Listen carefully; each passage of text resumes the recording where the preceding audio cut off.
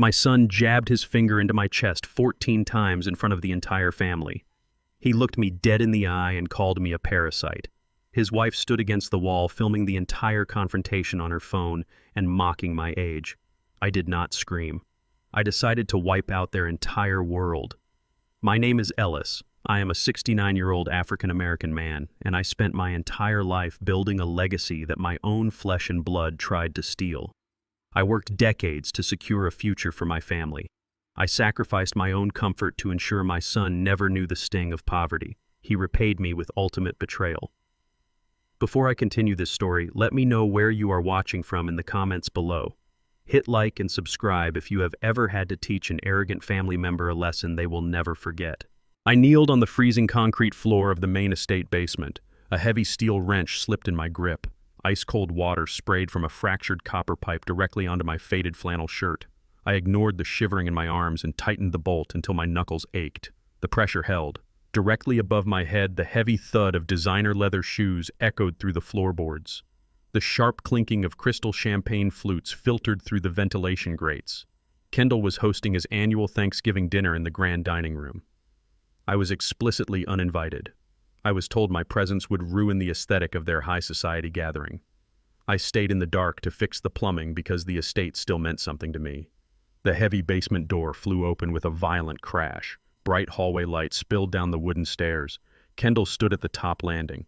He wore a tailored Italian suit that cost more than my first truck. His gold watch caught the harsh glare of the bare basement bulb. He glared down at me with absolute disgust. He did not ask about the flooded floor. He did not ask if I was freezing. He marched down the wooden steps, his expensive shoes splashing directly into the muddy puddle. Kendall demanded I stop making noise immediately. He claimed the clanking of my tools was embarrassing him in front of his wealthy investors. I kept my focus on the leaking pipe. I tightened the valve and stopped the flow of water. I stood up to face my son. My joints popped from the cold, but my posture remained perfectly straight. Kendall pulled a folded legal document from his suit jacket. He threw the heavy paper onto the wet concrete at my feet. The document landed in a puddle of dirty water. The bold black letters at the top clearly read that it was a demolition permit. I looked from the paper to his face. Kendall demanded I sign the authorization line immediately. He announced his plan to bulldoze the small guest house at the back of the property. That guest house was the only place I lived. It was my designated sanctuary. Kendall stated that his wife Megan required the exact square footage of my home to build a luxury yoga studio for her private clients. She needed a serene space to entertain her affluent friends. 5 years ago, after my wife passed away, I transferred the main estate deed to Kendall to help him secure a commercial business loan. I kept only a lifetime lease on the guest house to ensure I had a roof over my head. Kendall was now weaponizing my grief-stricken generosity. He pointed at the damp paper on the floor. He ordered me to sign away my final piece of security. I wiped the dark grease from my hands using an old rag. I tossed the rag onto the workbench. I looked my son directly in his eyes. I calmly refused his demand. I reminded Kendall that I built that guest house with my own 2 hands 40 years ago. I poured the foundation. I framed the walls. I told him he would not tear down my home for a vanity project. Kendall's face twisted into a mask of pure fury. Kendall completely lost his temper. His face flushed red with theatrical rage. He marched across the flooded concrete and shoved his way into my personal space. He raised his right hand and jabbed his index finger hard into my chest. He jabbed me exactly 14 times.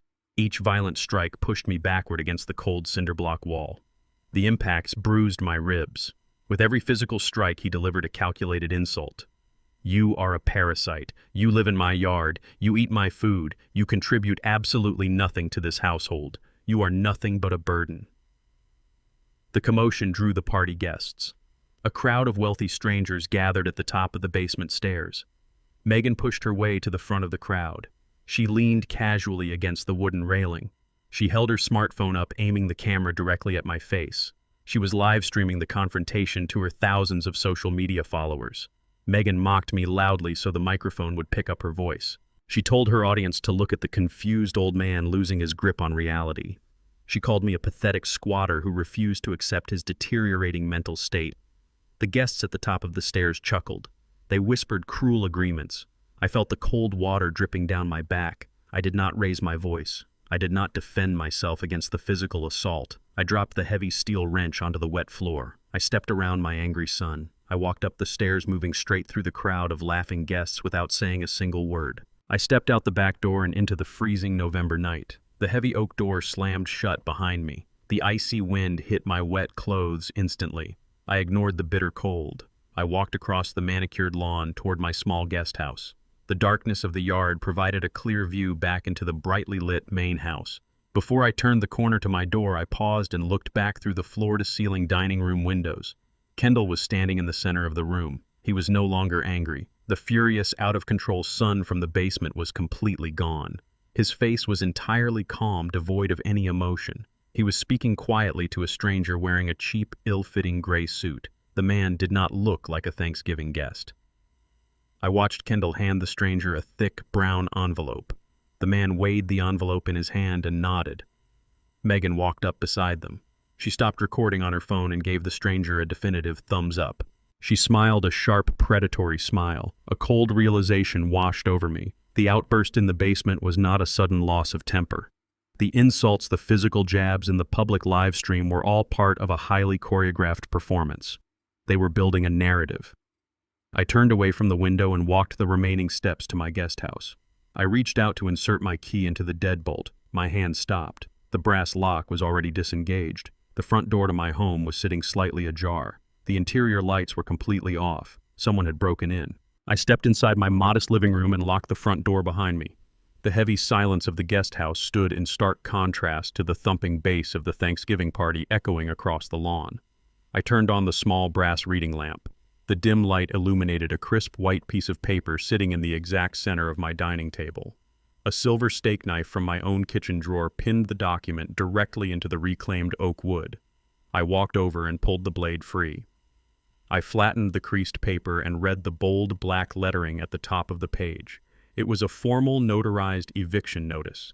The document explicitly listed me as a delinquent tenant and demanded I vacate the premises within exactly 30 days. The legal language was cold and unambiguous. 5 years ago, the morning after my wife Naomi lost her battle with cancer, I sat at this very table with Kendall. He pleaded for financial leverage to secure a massive commercial loan for his tech startup. I trusted my flesh and blood implicitly. I signed over the deed to the entire main estate to him that afternoon. I retained nothing but a lifetime lease on the guest house to ensure I always had a quiet place to live. Kendall was now legally weaponizing that profound, grief-stricken generosity. He intended to revoke the lifetime lease under a fabricated clause regarding property neglect and hostile behavior. The sudden reality of his betrayal hit me with physical force. A familiar, dangerous tightness gripped my chest. My pulse throbbed intensely against my temples, signaling a dangerous spike in my blood pressure.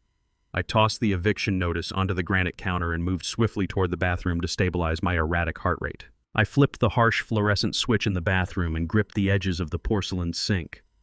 My reflection in the mirror showed a man who had worked 40 years managing a successful logistics company, now struggling to catch his breath in his own sanctuary. I reached into the medicine cabinet and grabbed my familiar orange prescription bottle. My doctor had prescribed a standard white daily pill to manage my severe hypertension. I popped the childproof cap open and poured 2 pills into my calloused palm. I froze immediately.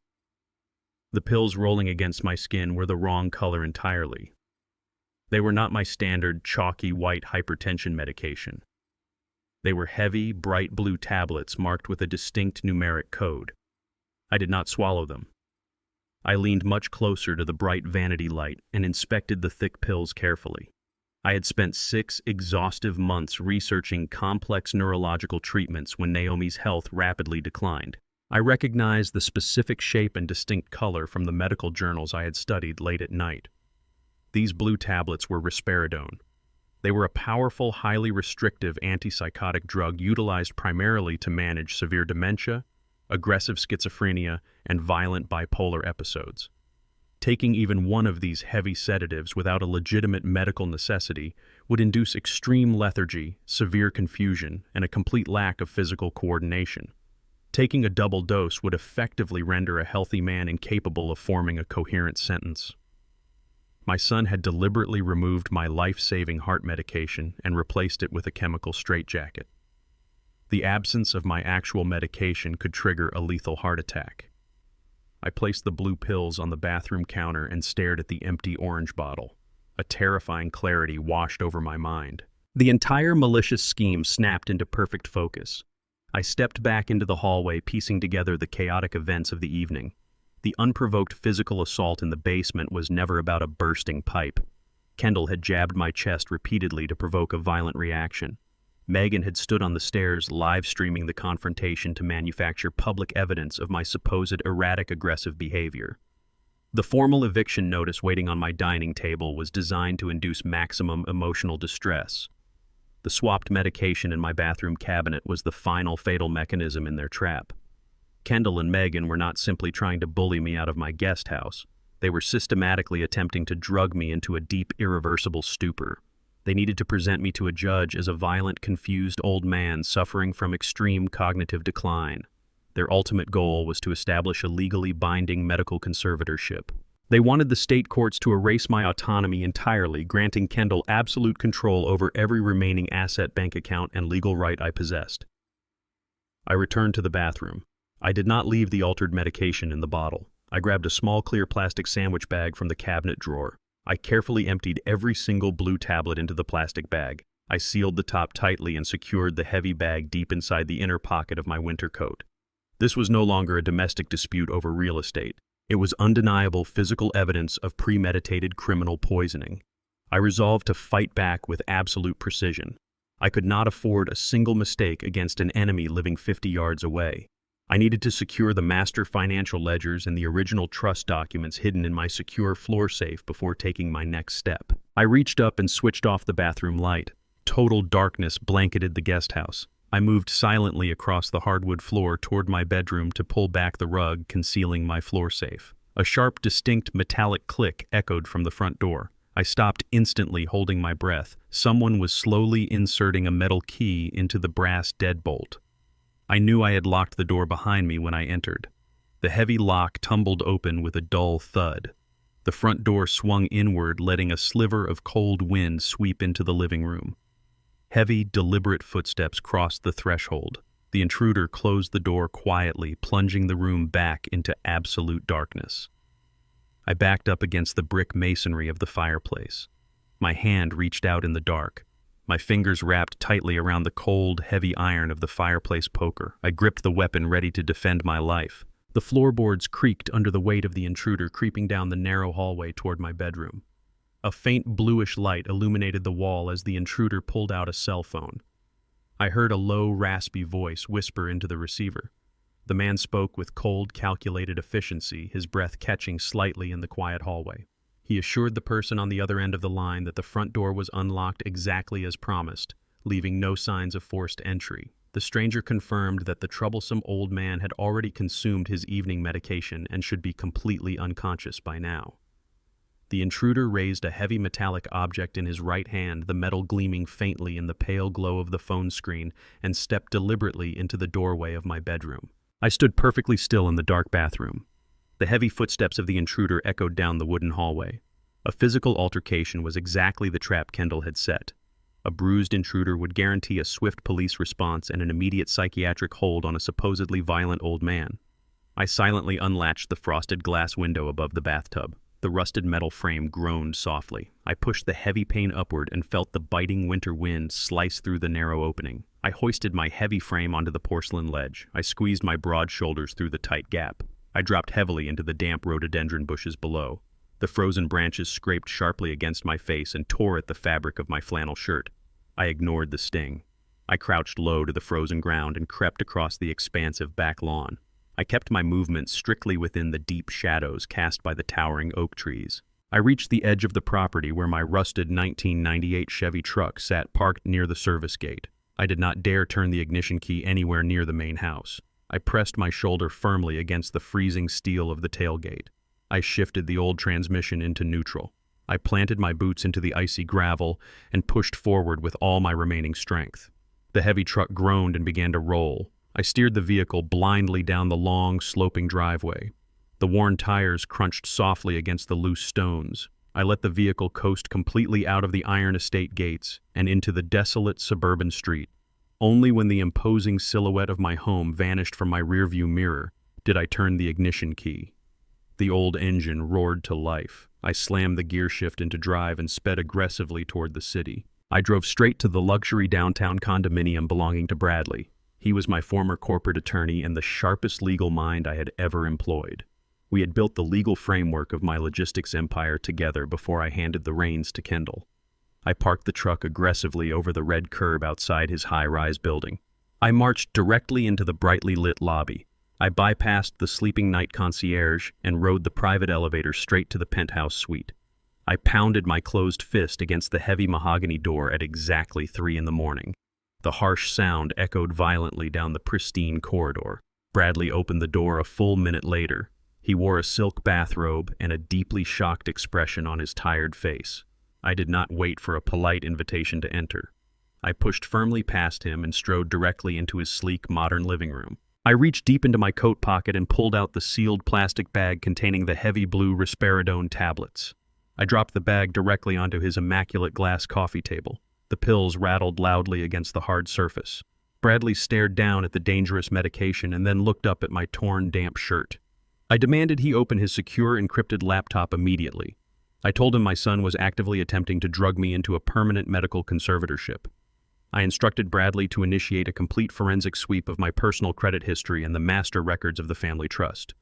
I needed to know exactly what financial mechanisms Kendall had manipulated while I lived quietly in the background. Bradley recognized the absolute unwavering urgency in my voice. He did not ask any unnecessary questions. He walked straight to his home office desk and retrieved his computer. Bradley walked into his pristine kitchen and began brewing a fresh pot of strong black coffee. He set his laptop on the cold granite counter and rapidly typed in his complex administrative passwords. The bright glow of the screen illuminated his highly concentrated face in the dark room. He immediately initiated a deep-level background check across multiple secure financial databases.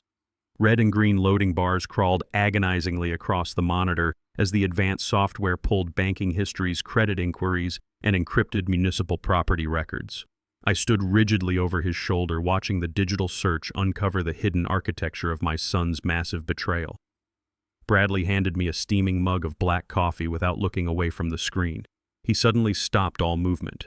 A deep, troubled frown formed on his face. He leaned much closer to the high-resolution monitor and began typing furiously.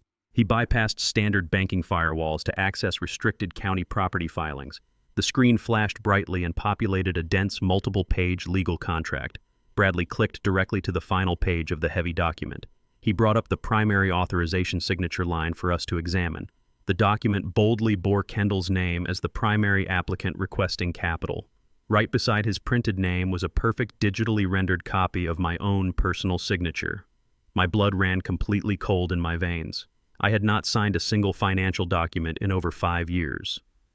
I had transferred the daily corporate operations to Kendall precisely to escape the endless burden of commercial paperwork. Bradley expanded the document header to reveal the true nature of the filing. It was not a standard business line of credit intended for our logistics company. It was a massive, highly irregular financial lien placed directly against the main residential estate. Kendall had secretly weaponized my home. Bradley slowly turned the heavy laptop around so I could read the exact financial figures. The bright screen displayed a staggering $3 million loan agreement. Kendall did not just want the physical space where my guest house stood for a yoga studio. He desperately needed a massive injection of illicit capital.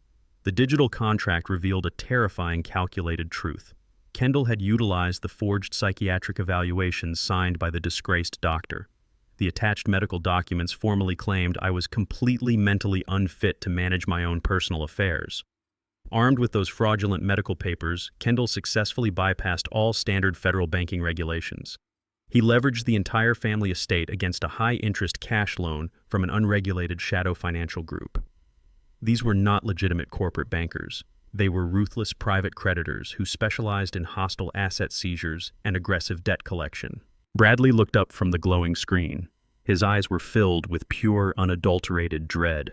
He pointed a shaking finger at the digital signature on the screen. He told me to understand the absolute magnitude of this trap. He explained that if Kendall proved I was legally insane in court tomorrow, he would gain absolute financial immunity. The burden of this massive debt would transfer entirely to my name under the established conservatorship. The shadow lenders would inevitably seize the estate to collect their money when the loan defaulted. Kendall would successfully walk away with $3 million in untraceable cash. I would spend the rest of my natural life locked inside a miserable state-run psychiatric ward. The full horrifying scope of my son's malice lay completely bare before me on the kitchen counter. He fully intended to destroy my mind, steal my permanent home, and hand me the devastating bill for his own criminal greed. I sat perfectly still on Bradley's leather sofa. The glowing numbers on the laptop screen burned into my vision. The sheer audacity of Kendall's deception was staggering. My son had not merely borrowed money to expand his supposed tech empire. He had leveraged my home to the absolute brink. I needed to know the exact destination of the stolen capital. I instructed Bradley to trace the routing numbers immediately. I demanded a full accounting of every single dollar that moved through Kendall's fraudulent pipeline. Bradley's fingers flew across the keyboard. He bypassed the initial shell corporations Kendall had set up to obscure the money trail. The loading bars inched forward, decrypting the final deposit destination. Bradley stopped typing and leaned back in his chair. He turned the screen toward me. The entire $3 million had bypassed Kendall's tech firm entirely. The funds were injected directly into Aura Wellness. This was Megan's highly publicized, aggressively marketed luxury spa franchise. Bradley opened the public tax filings for the business. Aura Wellness had not turned a profit in 36 months. Megan had expanded too quickly, opening 3 new locations in high-rent districts while bleeding operational cash. Her vanity project was an absolute financial black hole. Kendall had systematically dismantled his own father's security to plug the massive hemorrhaging leaks in his wife's failing business. The betrayal was far deeper than stolen real estate. Bradley continued sifting through the layers of the fraudulent shadow loan. He opened a secondary collateral agreement attached to the primary contract. The private lenders had demanded additional security before releasing $3 million to a sinking company. Bradley highlighted a specific paragraph. He read the terms aloud, his voice thick with disgust. To secure the massive loan, Megan had legally pledged the Naomi Memorial Scholarship Fund as a cross-collateral asset. I felt a cold, sharp pain slice through my chest. 20 years ago, I established that fund to honor my late wife. I seeded it with my own hard-earned shipping profits. The foundation paid full college tuition for underprivileged black youth from our old neighborhood in Atlanta. Naomi had dedicated her life to teaching those kids. The fund was her legacy. It was sacred ground. Megan and Kendall had actively cannibalized a charitable institution to keep a luxury steam room operational. They had mortgaged the futures of dozens of young students to finance imported marble floors and overpriced facial creams. They had crossed a line that I could never, under any circumstances, forgive. A sudden sharp vibration against my leg broke the heavy silence in the apartment. I pulled my old flip phone from my pocket. The bright screen displayed an urgent automated text message directly from the primary branch of my bank. The notification was a high-level security alert triggered by a massive financial transaction. A withdrawal request had just been initiated against the Naomi Memorial Fund. The amount requested was exactly $200,000. It was the absolute maximum limit of liquid cash the foundation held in reserve. Someone was physically standing inside the downtown branch at that exact moment, attempting to completely drain my dead wife's legacy. I showed the screen to Bradley. The digital footprint of Kendall's attack was accelerating rapidly. They were not waiting for the medical conservatorship to clear the courts. They were actively raiding the vaults before the sun even came up. They knew the shadow lenders were demanding immediate interest payments. The $3 million had already vanished into the spa's debts. Kendall was desperate for fresh cash. Bradley immediately launched a countermeasure. He utilized his high-level security clearance to hack directly into the bank's internal surveillance network. A grainy black-and-white camera feed flickered onto his laptop screen. The image stabilized, revealing the pristine marble lobby of the downtown branch. I recognized the broad shoulders and the expensive Italian suit instantly. Kendall was standing aggressively at the primary teller's desk. He slammed his hand on the counter, demanding expedited service. I watched my son reach inside his tailored jacket. He withdrew a crisp white legal document and slid it aggressively across the polished stone. Bradley magnified the camera feed. The document was a comprehensive power of attorney. The bold text at the top falsely declared that Ellis possessed a severe, irreversible cognitive decline. It granted Kendall absolute, unchallenged control over every single financial asset I owned. The teller inspected the document carefully. She nodded, clearly intimidated by Kendall's aggressive posture and expensive attire. She turned to her computer terminal. She began typing the multi-digit authorization code that would instantly transfer $200,000 of Naomi's legacy directly into Kendall's waiting hands. I watched the bank teller's fingers hover over her keyboard on Bradley's monitor. She was seconds away from authorizing the complete liquidation of Naomi's charitable legacy. I did not panic. Panic is a luxury for men who lack preparation. I reached into my coat pocket and pulled out my old flip phone. I ignored the standard customer service lines. I dialed a highly restricted, unlisted number that I had personally memorized 2 decades ago. The line rang exactly twice. Mr. Pierce, the regional director of the bank, answered with a sharp, professional tone. I did not bother with pleasantries. I bypassed the terrified teller entirely and went straight to the architect of the branch network. I identified myself immediately. I recited my founding charter code, a unique alphanumeric sequence granted only to the original institutional investors who salvaged the bank during the financial crisis. Pierce recognized my voice and the code instantly. His tone shifted from professional courtesy to absolute deference. I issued a direct, undeniable command. I ordered Mr. Pierce to execute an immediate absolute freeze on every single account tied to the main estate, the corporate trust, and the Naomi Memorial Scholarship Fund. I explicitly instructed him to lock down all routing numbers, cancel all active credit lines, and suspend all digital transfer capabilities. I demanded a complete financial blackout. Pierce did not hesitate or ask for a written justification. He heard the cold, metallic certainty in my voice. He promised the execution would take effect across the entire regional banking grid within 30 seconds. I snapped the flip phone shut and returned my full attention to Bradley's glowing laptop screen. We watched the live security feed in absolute silence, waiting for the digital guillotine to drop on my son's grand theft. On the high-resolution monitor, the exact moment the executive override hit the local banking terminal was undeniable. The teller suddenly stopped typing. A bright red error notification clearly flashed across her internal screen, reflecting off her wire-rimmed glasses. She frowned deeply, her brow furrowing in total confusion. She tapped the keyboard twice more to override the system, but the terminal locked her out completely. She gathered the forged power of attorney document and slid it back across the cold marble counter toward Kendall. She shook her head and politely informed him that the primary account holder had manually restricted all access. Kendall's arrogant posture shattered instantly. He leaned aggressively over the polished stone counter and argued furiously with the young woman. He pointed sharply at the forged signature, demanding she process the $200,000 in cash immediately. The teller stepped back, crossed her arms, and maintained her refusal. Kendall completely lost control of his carefully manufactured temper. He raised his right arm and slammed his closed fist violently against the marble surface. The impact echoed through the quiet lobby, drawing the attention of 2 armed security guards. Desperate to prove his dominance, Kendall reached into his tailored suit jacket and ripped out his personal black credit card. He threw the heavy titanium card onto the desk, ordering her to run a direct cash advance to prove his ultimate solvency.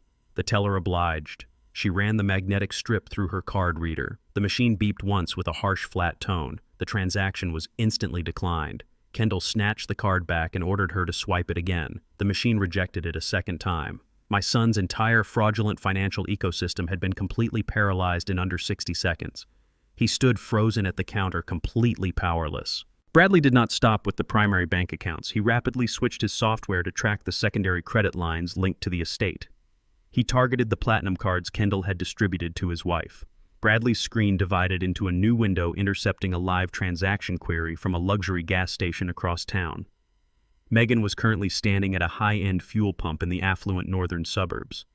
Bradley accessed the station's public security feed. The camera displayed Megan's pristine white imported SUV parked haphazardly at the premium pump. She was aggressively jabbing her manicured finger against the digital payment screen. Her platinum card had just been declined for a simple tank of gasoline. Megan pulled a second card from her designer leather purse and shoved it into the reader. The digital system rejected that card with equal speed. The financial drought was instantaneous, absolute, and completely inescapable. I watched Megan turn her fury toward an innocent teenage gas station attendant who had stepped outside to help. She began screaming wildly, waving her useless pieces of plastic in the air. She threw her hands up, throwing a very public, humiliating tantrum over a declined transaction. The affluent citizens of the city were completely isolated from their stolen wealth. They possessed expensive cars, tailored suits, and diamond rings, but they lacked the basic liquid capital to purchase fuel. I picked up my ceramic mug and took a long, slow sip of the bitter black coffee. I sat in the quiet, dimly lit apartment and watched my son and daughter-in-law face the immediate crushing consequences of their theft. The trap they had so carefully built for me had just snapped shut around their own ankles. The heavy silence inside Bradley's kitchen was shattered by a sharp, vibrating ring. My flip phone danced across the cold granite countertop. I looked down at the small digital display. The caller identification clearly displayed Kendall's name. He had exhausted his options at the bank and was now desperately seeking the source of his sudden ruin. I picked up the device, pressed the green button, and activated the external speakerphone. I set the phone back on the counter so Bradley could hear every single word. Kendall completely dropped his sophisticated corporate facade. He screamed visceral curses into the receiver, his voice echoing loudly off the kitchen tiles. He demanded to know exactly how I had bypassed his forged legal documents. He ordered me to call the bank and unlock the frozen accounts immediately. I remained perfectly quiet. I did not offer him a single syllable of comfort, negotiation, or explanation. My absolute silence only fueled his rising panic. I could hear Kendall breathing heavily into the receiver, his chest heaving as he paced frantically outside the bank lobby. He realized I was listening and absorbing his fear. Kendall lowered his voice into a vicious, trembling snarl. He delivered his final ultimatum. "Old man, unlock the money right now. If you do not authorize the total release of those funds by noon today, I am walking directly into the state court. I am filing the medical conservatorship with the judge using the psychiatric evaluations I already hold. I will have you forcibly removed from your home and locked inside a state-run psychiatric ward by nightfall." He hung up the phone with a violent click, leaving the threat hanging in the quiet air. I pressed the red button on my flip phone and terminated the call immediately. I did not offer Kendall a single syllable in response to his threats. Absolute silence is a psychological weapon that deeply terrifies an arrogant man. I looked across the kitchen island at Bradley. The digital clock on the microwave glared with bright red numbers. We had exactly 3 hours and 45 minutes before the county courthouse opened its doors for the morning session. Kendall intended to file the formal medical conservatorship the minute the clerk arrived. He planned to send the police to drag me from my home in handcuffs before lunch. I refused to let my son steal my freedom. I turned my attention back to the glowing laptop screen. I instructed Bradley to pull up the original shadow loan agreement. I demanded to see the forged psychiatric evaluation attached to the financial collateral. A judge would not grant a conservatorship based on Kendall's word alone. He needed a signature from a licensed medical professional. Bradley navigated through the encrypted PDF files. He isolated the specific legal addendum containing the medical diagnosis. The document falsely stated I suffered from severe paranoid dementia and required immediate institutionalization. Bradley zoomed in on the bottom of the page. A jagged, almost illegible signature occupied the authorization line. The printed name below the dark ink read, Dr. Ellis. I stared at the name. It meant absolutely nothing to me. I had employed the same primary care physician for 20 years. I had never consulted a specialist by that name. I ordered Bradley to cross-reference the medical license number printed beneath the signature. I needed to know exactly who Kendall had bribed to write my medical death warrant. Bradley pulled out his personal smartphone and dialed a highly restricted private number. He kept a specialized private investigator on a permanent retainer for hostile corporate acquisitions. Bradley spoke rapidly into the receiver, outlining the exact parameters of our emergency. He demanded a comprehensive background check on Dr. Ellis within the hour. We sat in the quiet kitchen and drank bitter black coffee while the private investigator worked. The digital clock on the microwave ticked down relentlessly. Exactly 52 minutes later, an encrypted email arrived in Bradley's secure inbox. He entered a complex alphanumeric password and opened the file. The investigator had delivered a complete dossier on the man who signed my psychiatric evaluation. Bradley downloaded a series of high-resolution surveillance photographs attached to the email. The images displayed a tall, gaunt man in a wrinkled trench coat. He was photographed walking hastily out of the back door of a dilapidated strip mall clinic on the industrial outskirts of the city.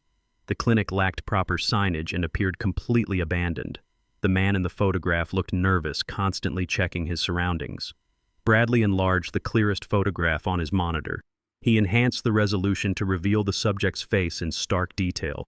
The man possessed a severely receding hairline and deep exhausted shadows under his eyes. I leaned over the granite counter and studied the photograph carefully. My chest tightened as a chilling sense of familiarity washed over me. I had seen this man before. I did not know him as a practicing medical professional. I knew him from a completely different context.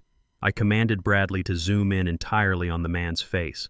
I needed to examine the distinct shape of his jaw and the cold, flat expression in his dark eyes. The high-resolution monitor illuminated the harsh angles of the stranger's face. The sharp, prominent jawline and the remarkably cold, dead eyes were completely unmistakable. My memory violently snapped back to a humid summer evening exactly 5 years ago. I had completely paid for Kendall's extravagant wedding at a luxury botanical garden. Megan had dictated every expensive detail of the lavish reception. During the rehearsal dinner, she briefly introduced me to her estranged older brother. She presented him as a highly successful international consultant who spent most of his time working overseas. He had stayed at the wedding for less than 2 hours before vanishing into the night. Megan rarely mentioned him again, claiming they simply lived very different lives. The gaunt, nervous man in the surveillance photograph leaving the sketchy suburban clinic was that exact same man. Dr. Ellis was not an independent, objective medical professional. He was Megan's own flesh and blood. My daughter-in-law had actively recruited her estranged brother to participate in a massive criminal conspiracy. They had orchestrated a devastating conflict of interest to strip me of my constitutional rights. Megan had manipulated her family ties to secure the fraudulent psychiatric evaluation Kendall desperately needed. The sheer depravity of her calculated scheme defied belief. She sat at my Thanksgiving table, ate the food I provided, and smiled at me while her brother secretly forged the documents to lock me in a psychiatric ward. The betrayal was total, absolute, and completely unforgivable. They were not merely greedy children seeking an early inheritance. They were ruthless predators acting with synchronized malice. I pointed a steady finger at the monitor. I told Bradley exactly who the man in the photograph was. Bradley's face hardened into a mask of pure legal outrage. Bradley immediately minimized the surveillance photographs and accessed the National Medical Board registry. He bypassed the public search portal and logged into a restricted state database. He typed the name Ellis and initiated a comprehensive license verification. The results flashed onto the screen in bright red warning text. Dr. Ellis was not a practicing physician. His medical license had been permanently revoked by the neighboring state medical board exactly 2 years ago. The detailed disciplinary report outlined a massive pattern of illegal behavior. Ellis had been caught writing hundreds of fraudulent prescriptions for highly addictive narcotics. He had narrowly escaped federal prison time by surrendering his license and agreeing to massive financial penalties. Megan had knowingly utilized her disgraced criminal brother to sign a completely fabricated dementia diagnosis against her father-in-law. The psychiatric evaluation attached to the $3 million shadow loan was legally void and entirely fraudulent. I instructed Bradley to print every single page of the disciplinary report. I finally possessed the exact ammunition required to destroy their entire scheme. The sudden shrill alarm of Bradley's smartphone shattered the quiet intensity of the kitchen. Bradley snatched the device from the counter and read the incoming notification. The color completely drained from his face. He looked up at me with genuine panic. The alert was a direct ping from the county courthouse automated filing system. Kendall had not waited for the morning session. His high-priced attorney had just utilized an emergency judicial contact to file the medical conservatorship paperwork before dawn. The judge had reviewed the forged medical evaluation and signed the emergency legal order. Bradley turned the phone around so I could read the final line of the alert. The local police department was now legally authorized to take me into immediate custody. I refused to spend the remaining hours of my freedom cowering in the shadows. Hiding would only legitimize Kendall's fabricated narrative of a confused, wandering old man. To completely dismantle a fraudulent medical order, I required indisputable, overwhelming medical proof. Bradley understood the exact legal threshold we needed to cross. He utilized his extensive network of high-level judicial contacts to secure 3 immediate emergency appointments. He did not book just any available doctors. He booked 3 of the most ruthless, independent, board-certified senior psychiatrists in the entire metropolitan area. These were men and women frequently called upon by the state Supreme Court to provide expert testimony in highly contested competency hearings. They could not be bought, and they could not be intimidated by Kendall's newfound wealth. We spent the next 3 hours racing across the city. I sat in a series of sterile, brightly lit medical offices. I faced panels of skeptical experts determined to find a flaw in my cognition. I did not flinch. I answered pages of incredibly complex cognitive assessments. I drew perfect clock faces with the hands set to specific arbitrary times. I counted backward from 100 by sevens without a single stutter. I recalled intricate, highly specific details of my early childhood, the complex logistics of my former shipping routes, and the exact dates of Naomi's cancer treatments. The psychiatrists scrutinized my every movement. They analyzed my speech patterns, my physical coordination, and my emotional stability. I remained perfectly calm, entirely lucid, and sharply focused. I demonstrated the exact level of mental acuity that had built a multi-million-dollar empire from absolutely nothing. I proved beyond any shadow of a medical doubt that my mind belonged entirely to me. I did not miss a single question on any of the diagnostic exams. My mind operated like a hardened steel trap. The rigorous testing designed to expose dementia only highlighted my extreme cognitive resilience.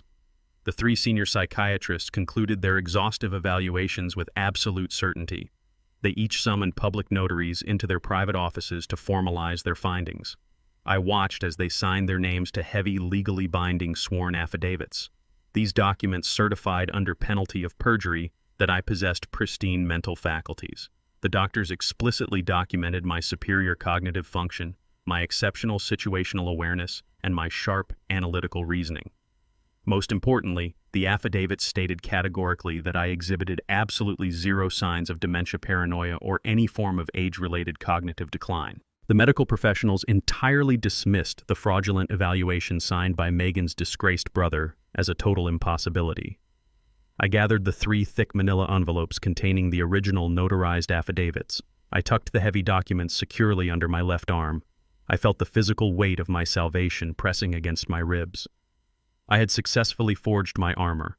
I was no longer a vulnerable old man waiting for the state to strip away his rights. I possessed the undeniable medical evidence required to obliterate Kendall's trap the moment he attempted to spring it. Bradley looked at the envelopes and gave me a firm nod of approval. We had completely outmaneuvered my son's legal strategy. We had transformed his greatest weapon into a profound liability.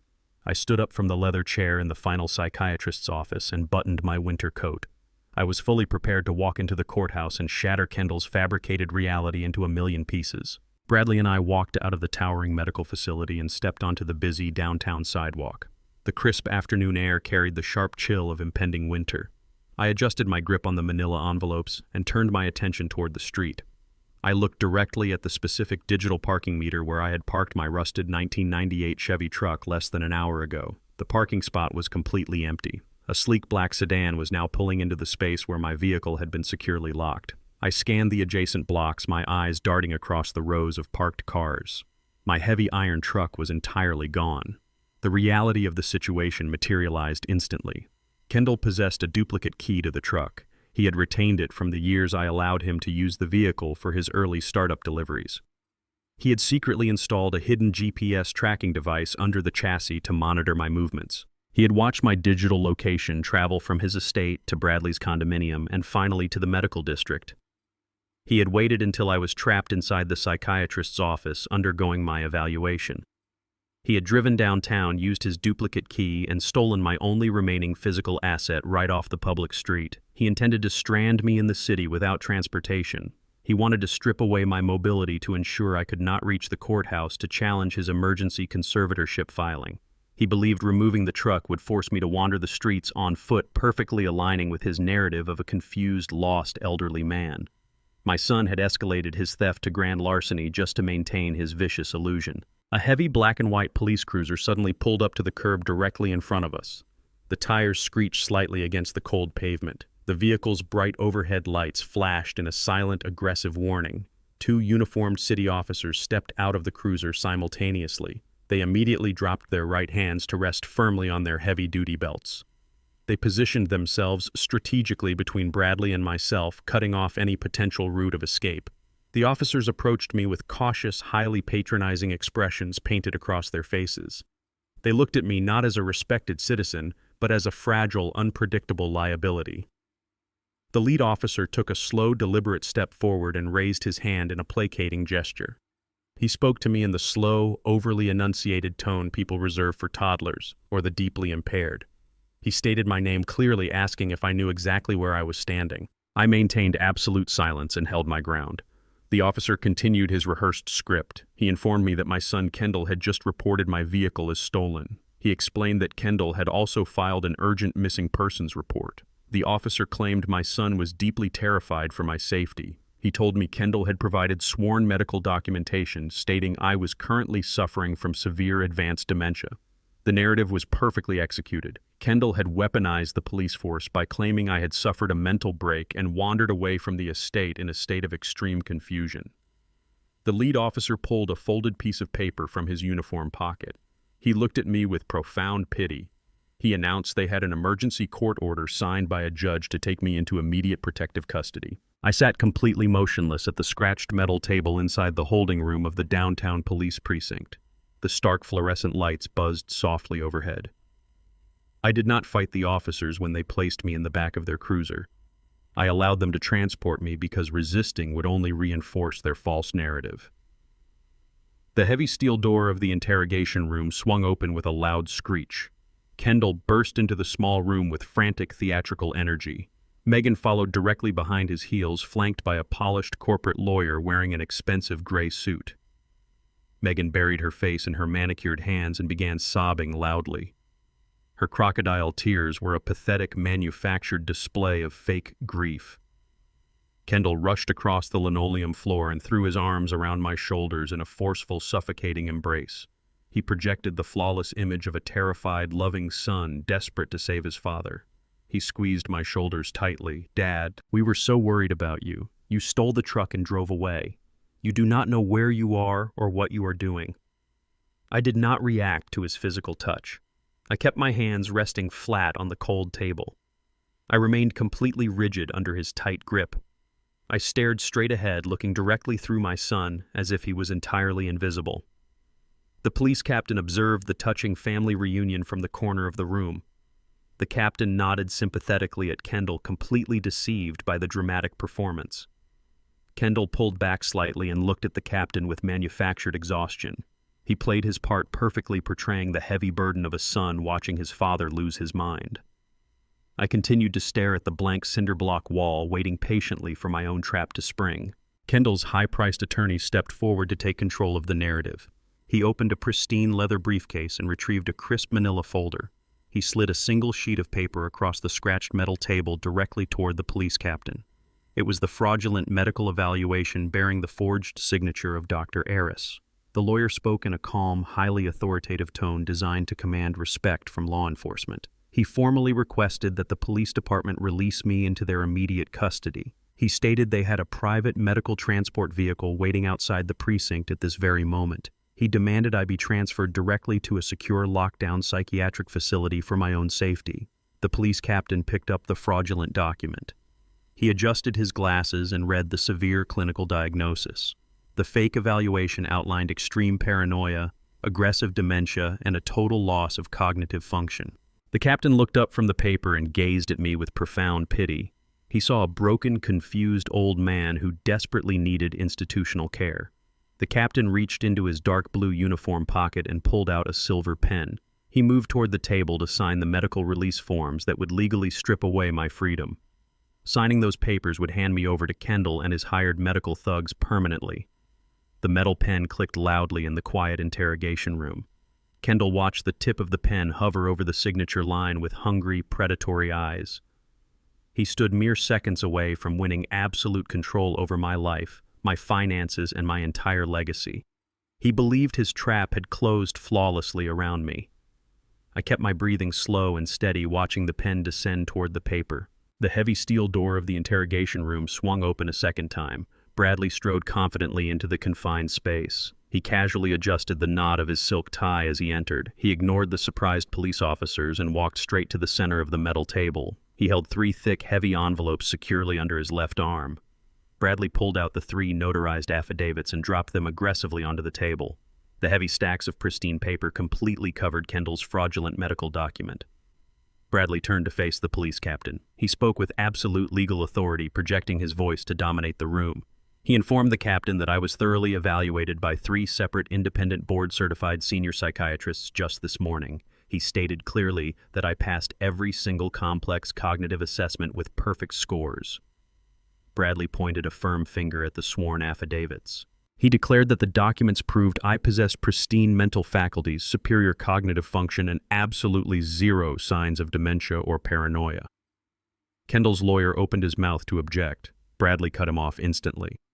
Bradley informed the room that the doctor who signed Kendall's medical evaluation lost his medical license exactly 2 years ago. He revealed that Dr. Ellis was permanently disbarred in a neighboring state for writing fraudulent narcotic prescriptions. He announced that the diagnosis sitting on the table was a desperate criminal forgery. The police captain stared at Bradley in absolute shock. The entire foundation of Kendall's elaborate scheme crumbled in front of the authorities.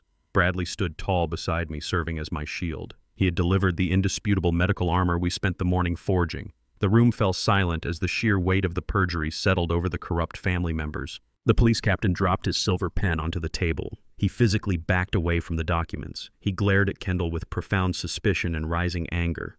Megan realized her theatrical performance had failed completely. She stopped crying immediately and wiped her completely dry eyes. The facade of the loving family instantly vanished. Kendall's face hardened into a vicious, ugly sneer. He did not apologize for the forged medical records. He did not retreat from the failed arrest attempt.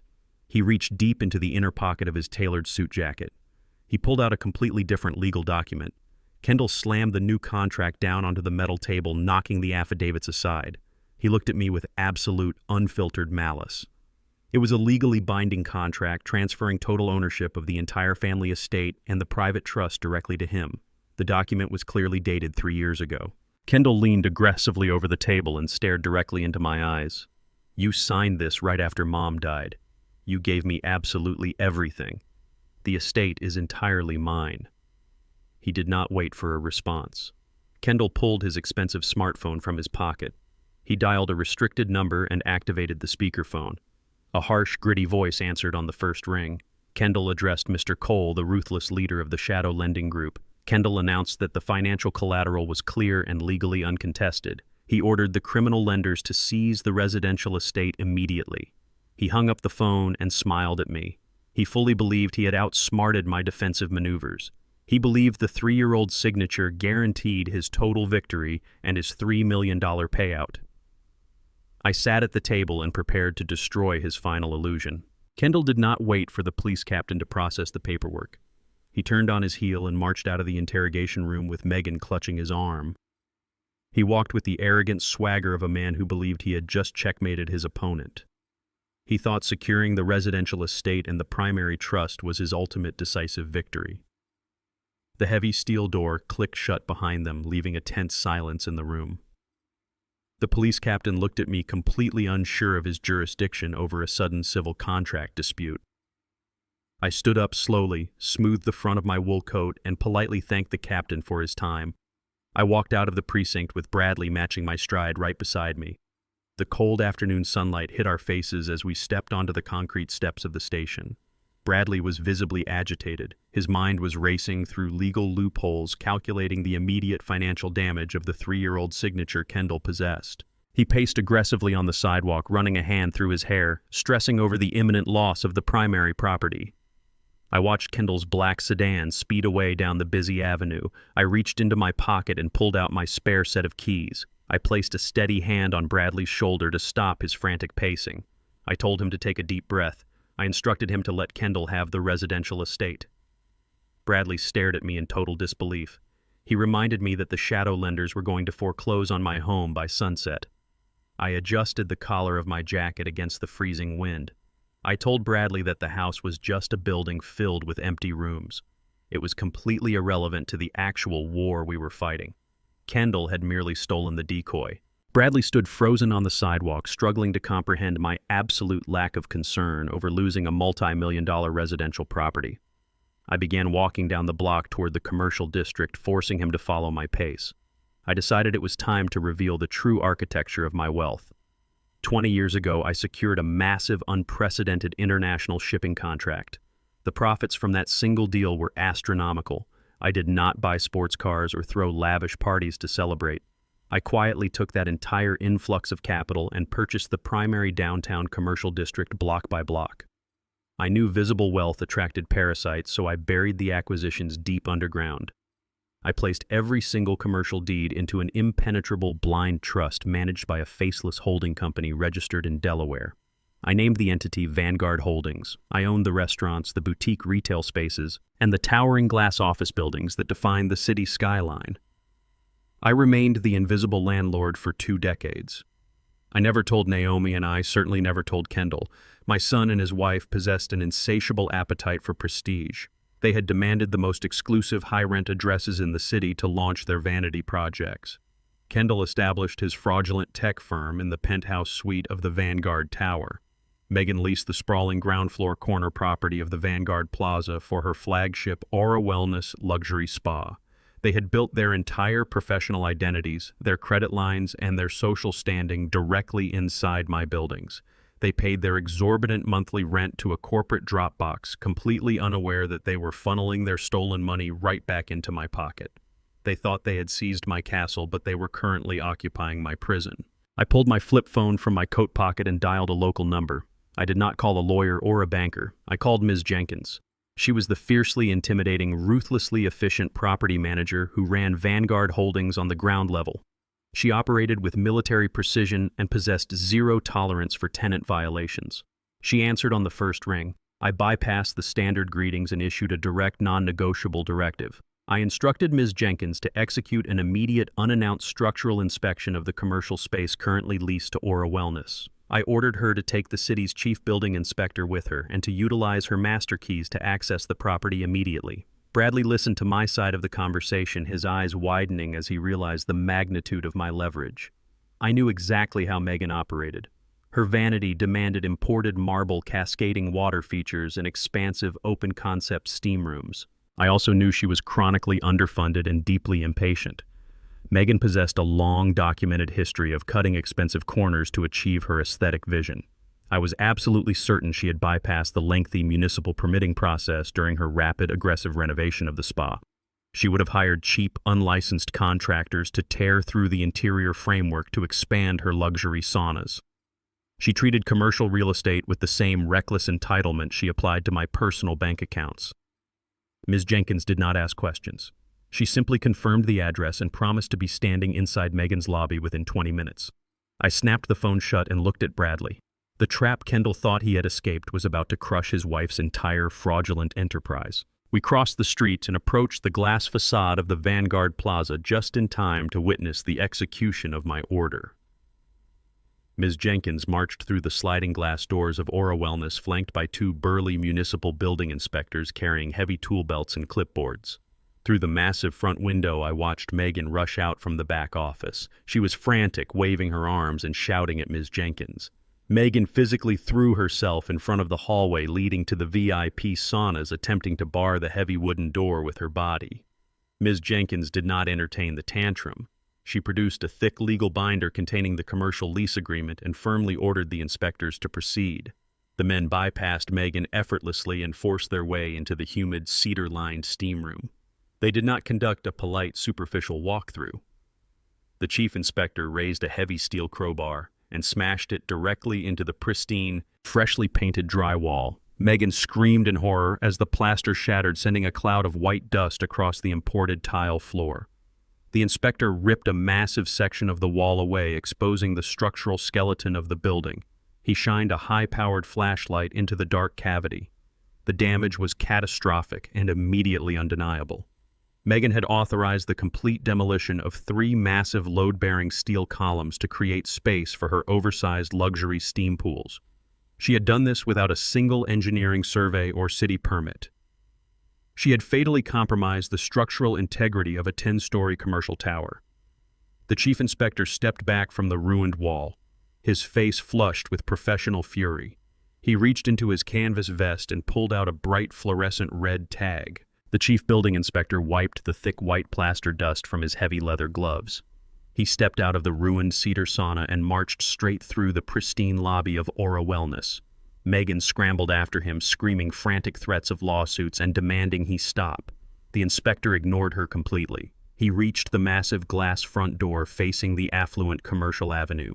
He peeled the backing off a large fluorescent red square and slapped it directly against the glass at eye level. The bold black letters spelled out the word "condemned" for the entire city to see. Ms. Jenkins stepped forward from the shadows of the lobby.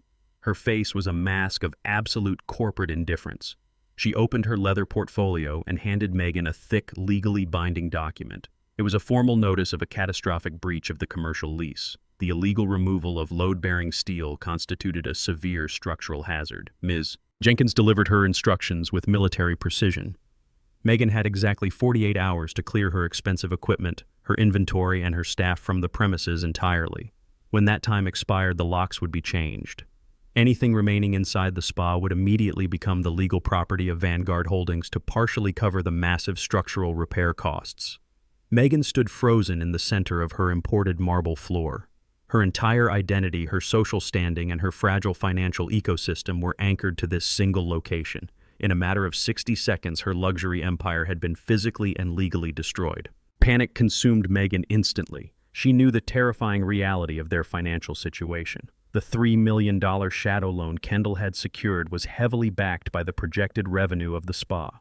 Without Aura Wellness generating cash flow, their entire house of cards would collapse overnight. She could not lose this business. It was the only asset keeping her relevant among the city's high society elite. She resorted to the only tactic she understood. She intended to throw stolen money at the problem until it disappeared. Megan sprinted to her pristine white SUV parked illegally at the curb. She drove frantically through the heavy afternoon traffic, swerving erratically and running 2 red lights. She headed straight for the executive management offices of Vanguard Holdings. She threw the vehicle into park and rushed to the trunk. She hauled out a heavy black canvas duffel bag. Inside the bag sat exactly $100,000 in banded cash. This was the absolute last of the liquid capital Kendall had managed to siphon from the illegal shadow loan before I froze all the primary accounts.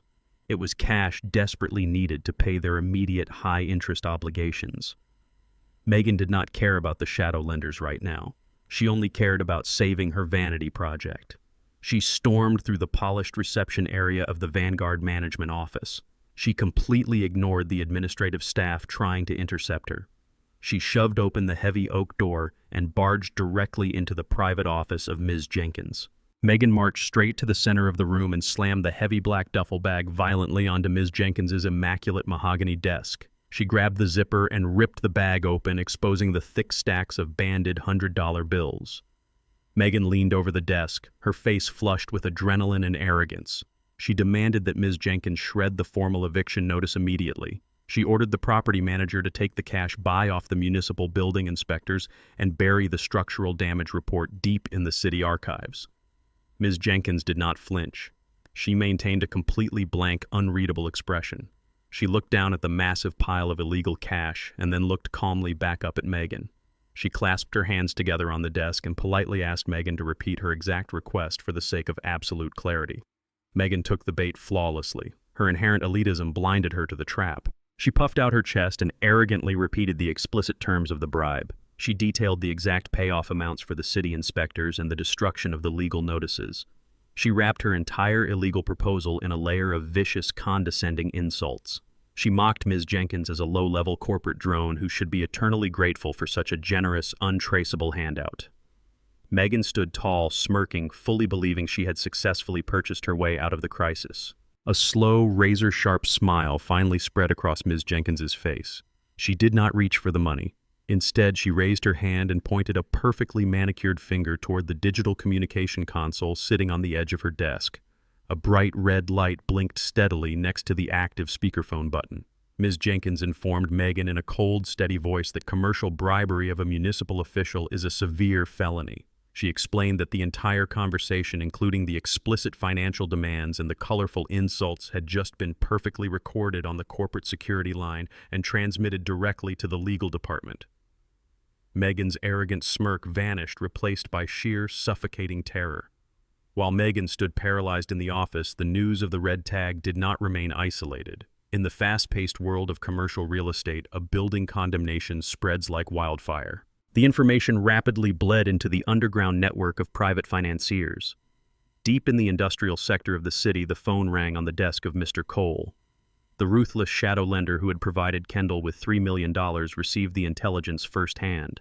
He realized instantly that his primary source of revenue generation had just been condemned and permanently shuttered. The collateral backing his massive loan was literally burning to the ground.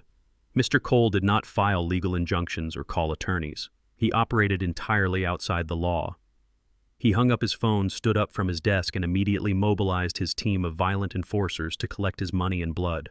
The heavy oak front door of the main residential estate exploded inward with a deafening violent crack. Solid wood splintered and heavy brass hinges shrieked in protest as the reinforced frame gave way to brute, unapologetic force.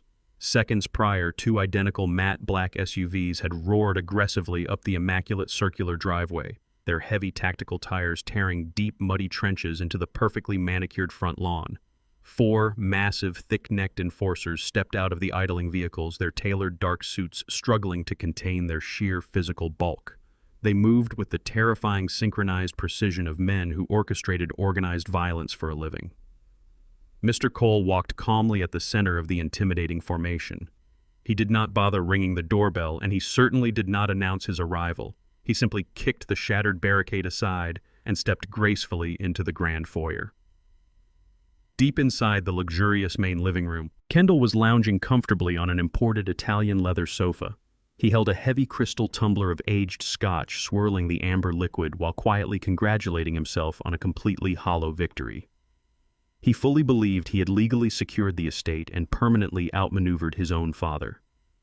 He thought he was untouchable and entirely secure. The deafening sound of the shattered front door wiped the arrogant smirk off his face instantly. Kendall leaped to his feet in absolute shock, spilling the expensive liquor across the pristine white wool rug. The heavy, synchronized footsteps of the enforcers echoed down the long marble hallway, growing louder and significantly more intimidating with every passing second. Megan rushed into the room from the adjacent kitchen, her eyes wide with sudden, unadulterated terror. Mr. Cole walked casually into the living area, flanked by his muscle. He surveyed the opulent surroundings with cold, dead eyes. The premature celebration died, immediately replaced by the suffocating, undeniable reality of a rapidly approaching consequence. Kendall stood completely frozen in place, staring silently at the grim architect of his impending destruction. Mr. Cole did not waste his valuable time with introductory pleasantries or subtle threats.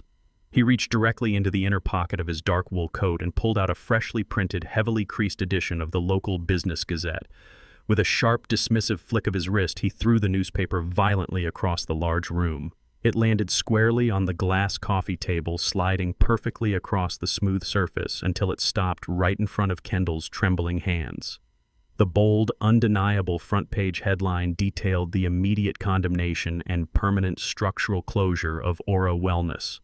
The underground financial network had already independently confirmed exactly what the city building inspectors had executed just a few hours prior.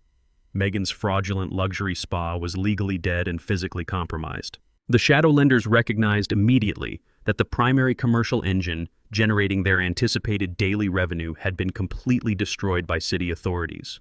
The primary collateral actively backing their massive financial risk was literally burning to the ground in a pile of municipal red tape. Mr. Cole crossed his strong arms and stared directly into Kendall's terrified, darting eyes. He demanded the immediate total repayment of the $3 million shadow loan plus the exorbitant accumulated street interest. He required the funds in full right there in the living room without a single delay, negotiation, or excuse. Kendall stepped backward involuntarily, his perfectly tailored suit suddenly feeling like a suffocating straitjacket. He stammered frantically, throwing his hands up in a desperate, weak gesture of total compliance. He tried to quickly explain the overwhelming complexities of his sudden legal situation. He admitted that his corporate bank accounts were entirely frozen by an unexpected executive override initiated by his father. He confessed loudly that he had absolutely zero liquid capital available to hand over. The private trust was completely locked, the credit lines were totally blocked, and the spa was permanently shuttered. Kendall possessed millions of dollars in forged paper wealth, but he could not produce a single physical dollar to satisfy the ruthless criminals standing in his own home. Miles away from the sprawling, compromised estate, I sat quietly at a small wooden desk inside a modest, nondescript rented apartment. The compact room was entirely dark, illuminated only by the harsh, pale blue glow of my high-resolution laptop screen. I was not blind to the violent events currently unfolding inside my former home. I watched the entire brutal confrontation in high-definition real time. 10 years ago, during a massive structural renovation of the primary residence, I took careful, highly calculated precautions. I inherently knew the absolute value of total situational awareness. I had specifically instructed an independent, highly vetted security contractor to install microscopic surveillance cameras deep inside the custom ventilation grills of every major room. I originally designed the hidden network to aggressively monitor deceitful contractors and strictly ensure the physical integrity of the property. Now, that exact same concealed digital system provided me with a flawless, unobstructed view of my son's ultimate and devastating reckoning. I leaned forward in my chair, resting my hands firmly on the desk. I watched the live video feed with absolute clinical detachment. The digital audio array clearly picked up every stammering excuse, every shallow breath, and every desperate, pathetic plea. I saw the cold sweat forming rapidly on Kendall's forehead. I watched his manicured hands shake uncontrollably as he faced genuine, unfiltered criminals who did not respect his forged legal documents. He had spent his entire adult life insulated by my money, protected by the very corporate empire he had brazenly attempted to steal. He actively operated under the false delusion that he was a hardened, ruthless businessman capable of swimming with sharks. Faced with the brutal, uncompromising reality of the criminal underworld, his manufactured corporate facade melted away completely. He was nothing but a frightened, vulnerable child trapped deeply in a dangerous web of his own arrogant construction. I did not feel a single ounce of pity. I did not feel the sudden parental urge to intervene and miraculously rescue him. I drank my cold black coffee and watched the inevitable, unforgiving mechanics of consequence grind my son's stolen kingdom into absolute dust. Mr. Cole quickly grew tired of the pathetic, rambling excuses echoing through the luxurious living room. He gave a subtle, almost imperceptible nod to the largest, most intimidating enforcer standing rigidly to his right. The massive man stepped forward with terrifying predatory speed. He reached out and grabbed Kendall violently by the collar of his expensive custom-tailored suit. The enforcer lifted Kendall several inches off the hardwood floor with a single arm twisting the heavy fabric tightly against his throat. Kendall choked audibly, his polished leather shoes kicking desperately as the air was forcefully squeezed from his constricting lungs. Absolute primal panic instantly consumed him. He could not physically fight back, and he possessed absolutely no financial leverage left to negotiate his release.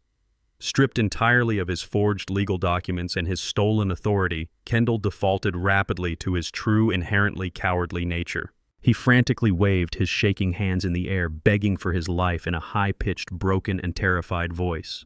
He pointed a trembling finger directly toward the large bay windows, aiming specifically toward the empty guest house situated across the sprawling manicured lawn. He screamed that the shadow loan was not his personal responsibility to repay. He claimed repeatedly that he did not have the cash and never truly controlled the family assets. He betrayed his own blood without a fraction of a second of hesitation or moral conflict. Kendall told the dangerous criminals that his father had personally signed the original guarantor papers. He swore blindly that I was the true solitary architect of the wealth, the one actively hoarding the hidden, untraceable capital they demanded. He eagerly offered my life to the violent men currently holding him by the throat. "Go find the old man right now," Kendall shrieked, hot tears streaming rapidly down his flushed, desperate face. "He is the one you actually want. The estate and all the money belongs to him." My son actively directed a team of violent, heavily armed enforcers to hunt me down and extract their missing millions through sheer brutality. He willfully sold his father's life just to buy his own temporary survival. I sat calmly at the scratched wooden table inside my modest rented apartment. The digital feed on my laptop screen had gone dark, leaving only the quiet hum of the refrigerator in the background. I took a slow, deliberate sip of my bitter black coffee, finishing the last cold drops at the bottom of the ceramic mug. I knew exactly what was coming. Kendall's desperate, cowardly deflection had set a violent sequence of events into motion, aiming a loaded weapon directly at my front door. I did not have to wait long. A heavy, violent pounding suddenly shook the thin wooden frame of my apartment door. The sheer force rattled the cheap brass fixtures and echoed loudly through the narrow hallway. I did not panic, and I certainly did not reach for my telephone to call the local police. Involving law enforcement now would only complicate the precise execution of my plan. I stood up slowly, smoothed the wrinkles from my wool trousers, and straightened my posture until I stood at my full height. I walked deliberately toward the entryway and unlocked the deadbolt with a sharp, echoing click. I pulled the door wide open without a single fraction of hesitation. Mr. Cole stood ominously in the fluorescent-lit corridor, flanked by the same massive, thick-necked enforcers I had just watched on my surveillance feed. Their broad shoulders completely blocked the narrow passage. They cracked their knuckles and shifted their weight, fully prepared to break my legs and tear the apartment apart to find their missing millions. They expected to find a terrified, cowering old man begging for his life. Instead, they found me standing perfectly still, staring back at them with absolute unflinching calm. I stepped aside and politely invited the violent criminals into my home. The enforcers hesitated, exchanging deeply confused glances. My total lack of fear completely disrupted their standard operating procedure of intimidation. Mr. Cole narrowed his cold eyes, suspicious of my calm demeanor, but he stepped across the threshold, motioning for his muscle to follow. They crowded into my small kitchen, sucking the oxygen from the room. I walked back to the table and picked up a thick manila folder resting next to my empty coffee mug. It was the comprehensive forensic financial analysis Bradley had compiled during the early hours of the morning. I slid the heavy file directly across the smooth wooden surface toward Mr. Cole. I told him to open it. Mr. Cole cautiously flipped open the cover. Inside were the undeniable verified proofs of my son's elaborate deception. The document showed exactly how Kendall had forged my signature on the massive shadow loan agreement. Bradley had highlighted the fabricated medical records, the fraudulent power of attorney, and the revoked medical license of Megan's brother. I looked Mr. Cole dead in the eye, maintaining a gaze as hard as shattered glass.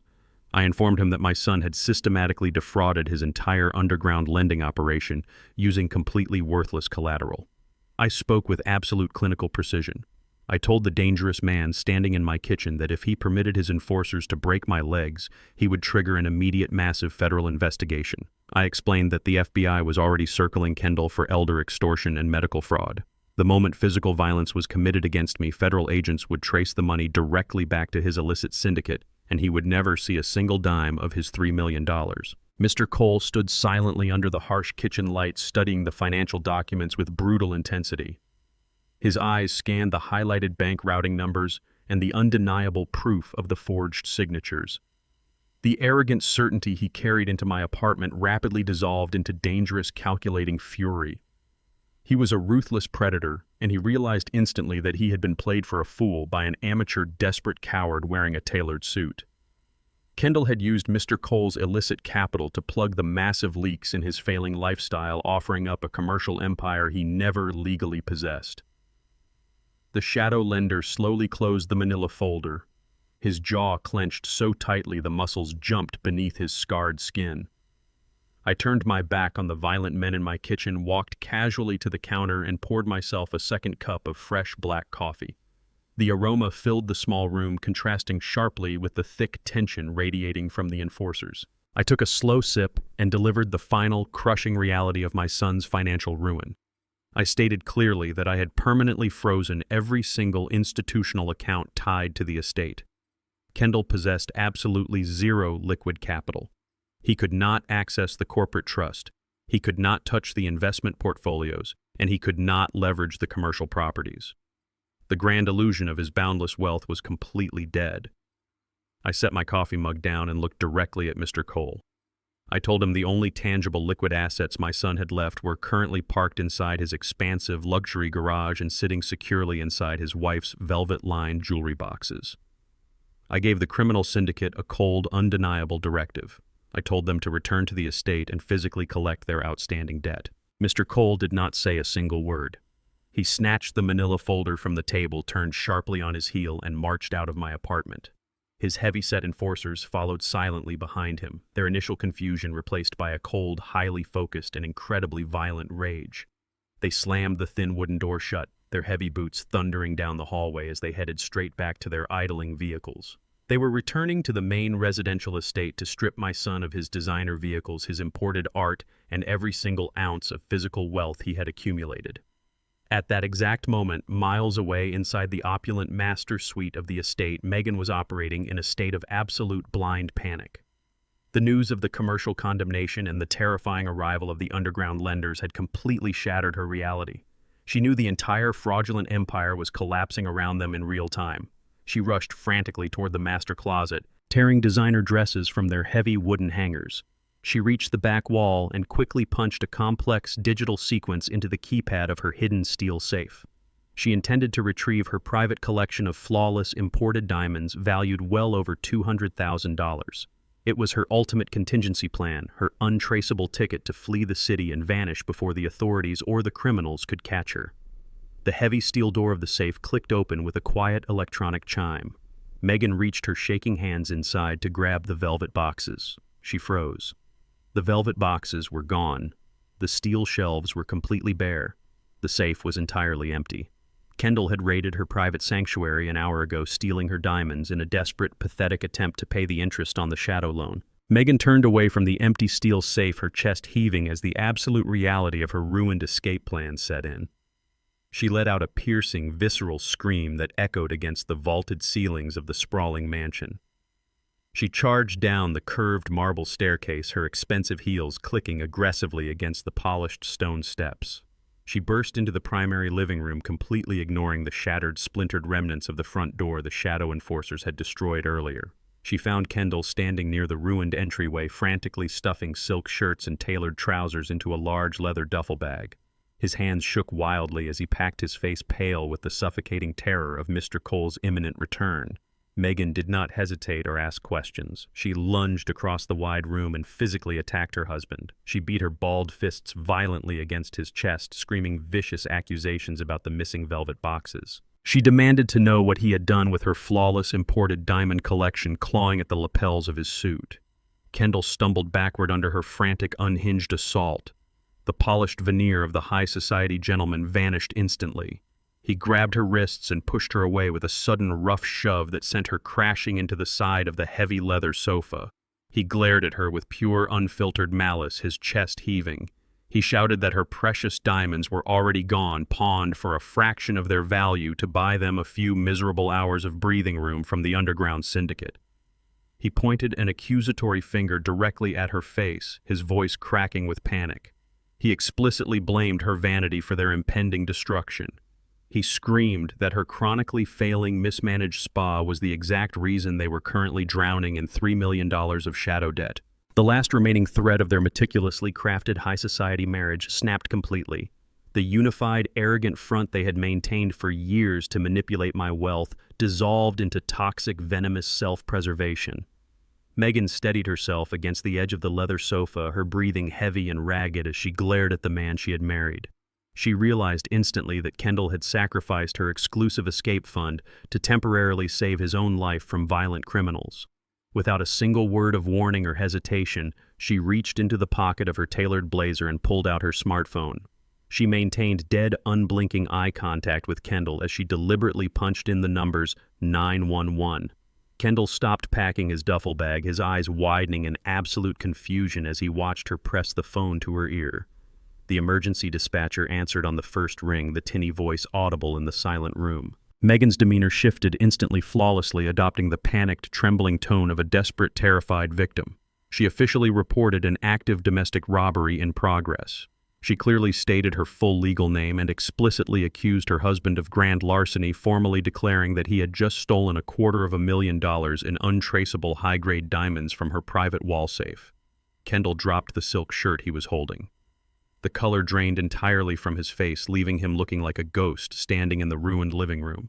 He stared at his wife in total, paralyzing shock as she calmly and clearly recited their exclusive residential address to the municipal dispatcher. She explicitly requested immediate police intervention, informing the authorities that the prime suspect was actively packing a bag and attempting to flee the jurisdiction.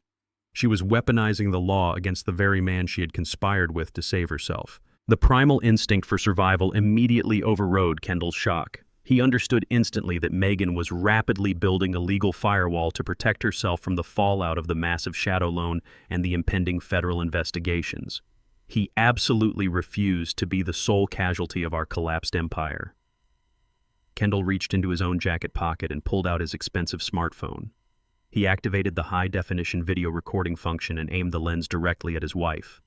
He began shouting over her ongoing conversation with the emergency dispatcher stepping closer to ensure he captured her face. He weaponized his voice, ensuring the phone's microphone captured every single damning accusation for the permanent digital record. Kendall yelled that the missing diamonds were completely irrelevant compared to her direct involvement in federal felonies. He explicitly named Megan as the primary mastermind behind the elaborate scheme to have me permanently committed to a locked psychiatric ward. He detailed her calculated role in the medical conspiracy, speaking loudly and clearly. He officially declared that it was her disgraced brother, Dr. Ellis, who had deliberately forged the severe clinical diagnosis outlining my aggressive dementia. Kendall stated on video that Megan had orchestrated the entire forgery to strip away my legal autonomy and steal the primary trust. The ultimate betrayal was being televised between them in their own living room, captured perfectly on camera. They were mutually destroying each other, exchanging devastating criminal accusations, while the digital eyes and ears of the authorities listened in. The lavish estate had become a battlefield where two desperate predators were ruthlessly tearing each other apart. Kendall kept the camera steady on her furious face, yelling that if he was going to a federal penitentiary for financial fraud, she was going to be sitting in the cell right next to him. Megan realized the video recording completely destroyed her carefully constructed narrative of innocence. The walls were rapidly closing in, and the imminent arrival of municipal police officers meant she would be dragged into a massive, highly publicized legal crossfire. She did not wait for the patrol cars to arrive at the estate. She spun around, abandoned her husband in the ruined foyer, and stormed out through the shattered front door. She sprinted down the expansive driveway to her pristine white SUV, throwing herself into the driver's seat and slamming the lock button. She threw the vehicle into reverse, the heavy tires screeching loudly against the concrete as she sped away from the property. She drove erratically through the affluent suburban streets, her hands gripping the leather steering wheel with white-knuckled intensity. She was entirely out of options, completely stripped of her liquid cash, and actively hunted by the severe legal consequences of her own medical forgery. She realized she was mere hours away from losing absolutely everything she valued in her superficial life. In an act of pure, unfiltered desperation, she navigated her phone interface and dialed my private number. I sat in my rented apartment watching the incoming call illuminate my screen. I answered the phone and waited in total, absolute silence. Megan spoke rapidly, her voice dripping with an ugly, suffocating panic. She completely abandoned all her previous arrogance. She told me she possessed a hidden, highly encrypted hard drive containing every single illegal email correspondence Kendall had ever sent to the underground shadow lenders. She offered to hand the drive directly to me, giving me the ultimate ammunition to destroy her husband permanently. She laid out her singular, non-negotiable demand. I had to immediately unfreeze her commercial lease, lift the structural condemnation, and let her keep the business. I instructed Megan to meet me at a crowded, brightly lit coffee shop, right in the center of the bustling downtown financial district. I chose a highly public, heavily trafficked location deliberately to neutralize any unpredictable violent theatrics she might attempt. I arrived precisely on time, wearing the exact same faded flannel shirt and worn denim jeans she had always openly despised. The stark visual contrast between my rugged appearance and the sleek, tailored corporate environment around me was entirely intentional. I spotted Megan immediately upon entering the building. She was sitting rigidly in a far corner booth, gripping a large designer handbag tightly against her chest, as if it were a physical shield. Her usually flawless, pristine makeup was slightly smeared around the edges, and her eyes darted nervously across the room, terrified that Mr. Cole's violent enforcers might walk through the glass doors at any given second. I walked over and slid into the leather booth directly opposite her. I did not order a drink from the barista. I simply folded my hands flat on the table and waited patiently for her to initiate the transaction. Megan did not waste time with fake pleasantries or forced apologies. She reached into her expensive bag with visibly shaking hands and pulled out a small, heavy silver external hard drive. She slid the cold metal device slowly across the smooth wooden table until it rested directly in front of my folded hands. She stared at the digital drive with a complicated mixture of profound relief and desperate, suffocating urgency. Inside that tiny piece of hardware resided the absolute legal destruction of my son. It held every encrypted email, every illegal financial transfer receipt, and every piece of digital correspondence Kendall had exchanged with the underground shadow lenders. It was the definitive proof required to lock him inside a federal penitentiary for decades. Megan pushed the drive a fraction of an inch closer to my hands, silently demanding her salvation. I did not reach for the silver hard drive immediately. I kept my hands folded, resting comfortably on the table, quietly observing her frantic, nervous energy. I looked directly into her panicked eyes and told her that raw digital evidence was easily disputed by expensive defense attorneys in a federal court.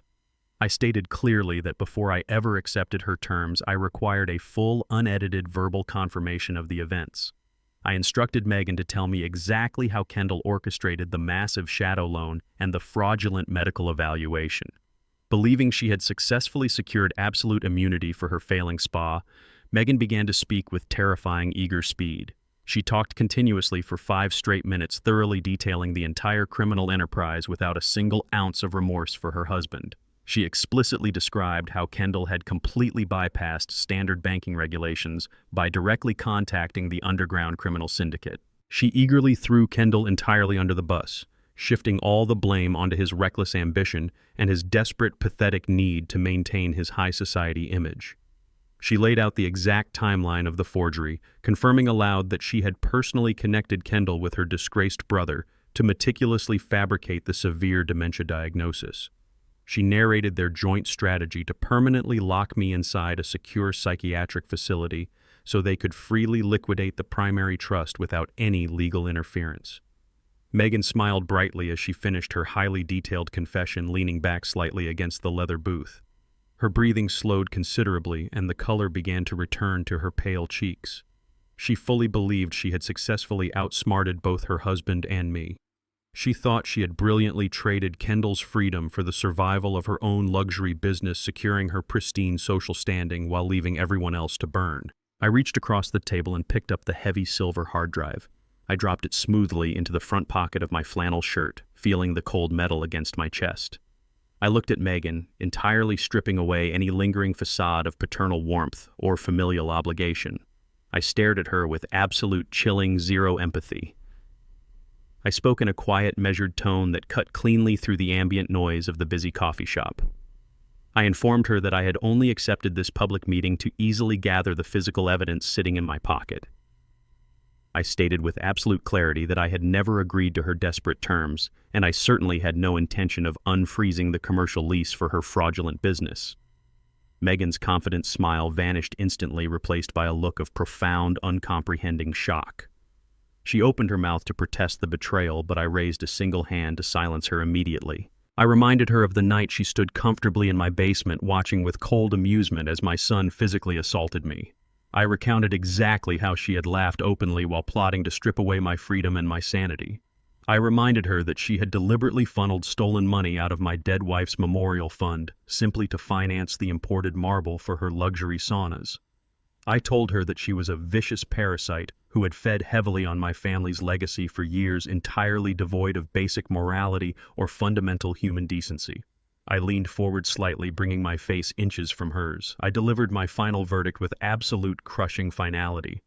I told Megan that she was going to get absolutely nothing from me. Her spa would remain permanently condemned, her assets would remain entirely frozen, and her carefully curated social standing would be entirely annihilated by sunset. The remaining color drained completely from Megan's face, leaving her looking physically ill. Her expression twisted rapidly from profound shock into absolute, unfiltered rage. She slammed both hands flat against the wooden table and began to push herself aggressively out of the booth, her mouth opening to scream a barrage of furious insults at me. Before she could articulate a single word of her tirade, 2 pairs of heavy hands clamped down aggressively onto her shoulders, forcing her violently back down onto the vinyl seat. 2 large individuals in plain clothes stepped smoothly out from the adjacent booth directly behind her. They had been sitting there the entire time, quietly drinking coffee and listening intently to every single word of our exchange. One of the individuals produced a gleaming gold badge, formally identifying himself as a senior detective with the Municipal Financial Crimes Unit. The second detective moved with practiced mechanical efficiency. He grabbed Megan's wrists roughly, twisting her slender arms firmly behind her back. The cold, heavy steel of police handcuffs clicked sharply into place, locking her hands together securely.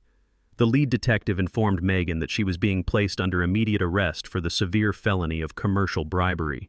Ms. Jenkins, the ruthless property manager of Vanguard Holdings, had promptly submitted the digital audio recording of Megan's desperate $100,000 bribe attempt directly to the authorities earlier that morning. The audio evidence was completely irrefutable. The coffee shop patrons turned their heads, watching the dramatic scene unfold in stunned silence. The detectives hauled Megan roughly to her feet, ignoring her frantic, tearful protests. She realized her perfect manufactured life was completely over, and her freedom was gone.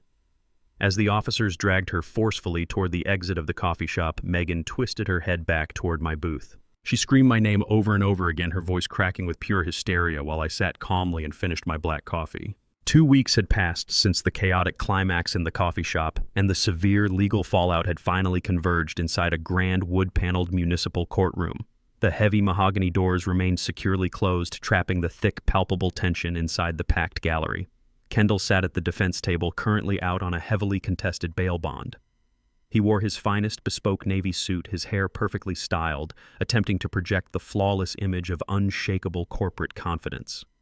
He adjusted his silk tie and kept his chin raised, desperate to maintain the illusion of control, despite the federal charges looming directly over his head.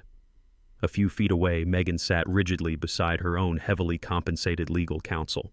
She glared at her husband with absolute, unfiltered hatred.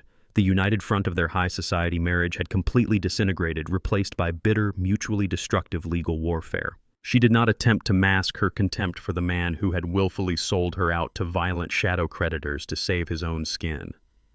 I sat completely motionless on the opposite side of the sprawling room, positioned quietly next to Bradley. The spectator gallery behind us was filled to absolute capacity. Dozens of eager reporters, former business associates, and curious elite socialites packed the polished oak benches, hungry to witness the highly publicized destruction of a prominent family empire. The rhythmic hum of whispers echoed off the vaulted ceiling, a steady chorus of anticipation and malicious gossip. I kept my breathing slow and measured, ignoring the dozens of eyes burning into the back of my neck.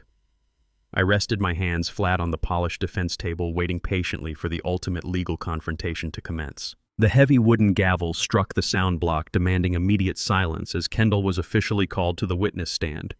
He stood up, smoothed the front of his jacket, and walked toward the designated platform with a slow, deliberate cadence. He took his seat, folded his hands neatly in his lap, and looked up at the presiding judge with wide, sympathetic eyes. Kendall immediately initiated his meticulously rehearsed performance. He played the role of the aggrieved, deeply burdened son with absolute theatrical perfection. His voice dropped to a soft, respectful murmur, carefully calculated to elicit pity from the entire courtroom. He began to weave a complex, entirely fabricated narrative detailing my supposed cognitive decline. He claimed under the strict penalty of perjury that my mind had been severely failing for the past 3 years. He described fictional incidents of extreme paranoia and severe memory loss, shaking his head with manufactured sorrow. Kendall boldly testified that his decision to secure the massive illegal shadow loan was actually a desperate act of familial preservation.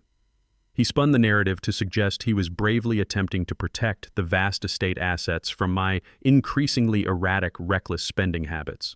He wiped a solitary fake tear from the corner of his eye, projecting the agonizing grief of a loving child forced to watch his father slip away into madness. The gallery sat in completely captivated silence, thoroughly manipulated by the emotional weight of his perjured testimony. Kendall glanced quickly toward his defense attorney, a subtle flash of arrogant triumph momentarily breaking through his facade of misery. He fully believed his compelling lies were effectively rewriting reality and securing his ultimate legal absolution. Kendall's high-priced defense attorney stepped confidently into the center of the courtroom to deliver their master stroke. He opened a pristine leather briefcase and dramatically withdrew a single, perfectly preserved legal document. The lawyer walked deliberately toward the judge's elevated bench, his polished shoes echoing sharply against the hardwood floor. He formally presented the 3-year-old contract, the exact same document Kendall had aggressively slammed onto the metal table inside the police precinct. The contract explicitly outlined the total unconditional transfer of the entire residential estate and the right to leverage all primary assets directly to Kendall. The attorney pointed a firm finger at the bottom of the final page, highlighting the signature line. There, rendered in smooth, sweeping black ink, was my name, It was a flawless, undeniably perfect replica of my signature, devoid of any hesitation or tremor. The attorney confidently asserted that this legally binding document proved Kendall was the rightful authorized manager of the estate at the time the shadow loan was secured. The presiding judge adjusted his glasses, holding the document up to the light to closely examine the smooth strokes of the pen. He lowered the paper and directed his sharp, unwavering gaze directly across the room toward my table. The judge addressed me with a stern, authoritative tone, asking a singular, devastating question. He demanded to know if I had signed over the entirety of my life's work and my expansive residential estate voluntarily. The courtroom collectively held its breath, waiting for my verbal confirmation or my desperate, frantic denial of the perfect ink resting on the judge's desk. I remained completely seated in my heavy wooden chair. I did not yell a frantic objection. I did not slam my fists against the table in a display of righteous indignation. I maintained the exact same silent, unreadable expression I had carried since the proceedings began. I simply turned my head slightly and looked directly at Bradley. My attorney understood the silent cue instantly. Bradley stood up from his seat, moving with deliberate, calculated precision. He calmly buttoned the center button of his tailored suit jacket, drawing the absolute attention of every single person in the room. The packed gallery fell so completely silent that the faint ticking of the wall clock echoed clearly through the space. Bradley stepped out from behind the defense table and addressed the bench. His voice was incredibly calm, yet it carried with undeniable, piercing clarity all the way to the back row of eager reporters. Bradley looked up at the judge and firmly stated that the defense did not intend to dispute the visual authenticity of the ink on the page. He acknowledged openly that the signature looked absolutely flawlessly perfect. Kendall leaned forward in the witness box, a confused, arrogant smirk forming on his lips as he mistakenly believed we were surrendering his ultimate piece of evidence. Bradley kept his eyes locked firmly on the judge. He requested that before any final ruling was made regarding the contract's validity, the court simply instruct his client to raise his right hand for the official, permanent record. The trap we had spent weeks quietly building was finally springing shut. I stood up from my heavy wooden chair with deliberate, measured slowness. The collective gaze of the packed courtroom shifted entirely from the judge's elevated bench directly to me. I did not look at Kendall, who was sitting frozen in the witness box, and I did not look at the murmuring gallery. I simply raised my right arm, extending my hand high in the air for the judge, the 12 members of the jury, and the dozens of eager spectators to see clearly. The bright, sterile fluorescent lights of the courtroom illuminated my weathered, calloused palm. My right index finger was completely missing, severed cleanly at the lowest knuckle. The smooth scar tissue gleamed under the harsh lighting.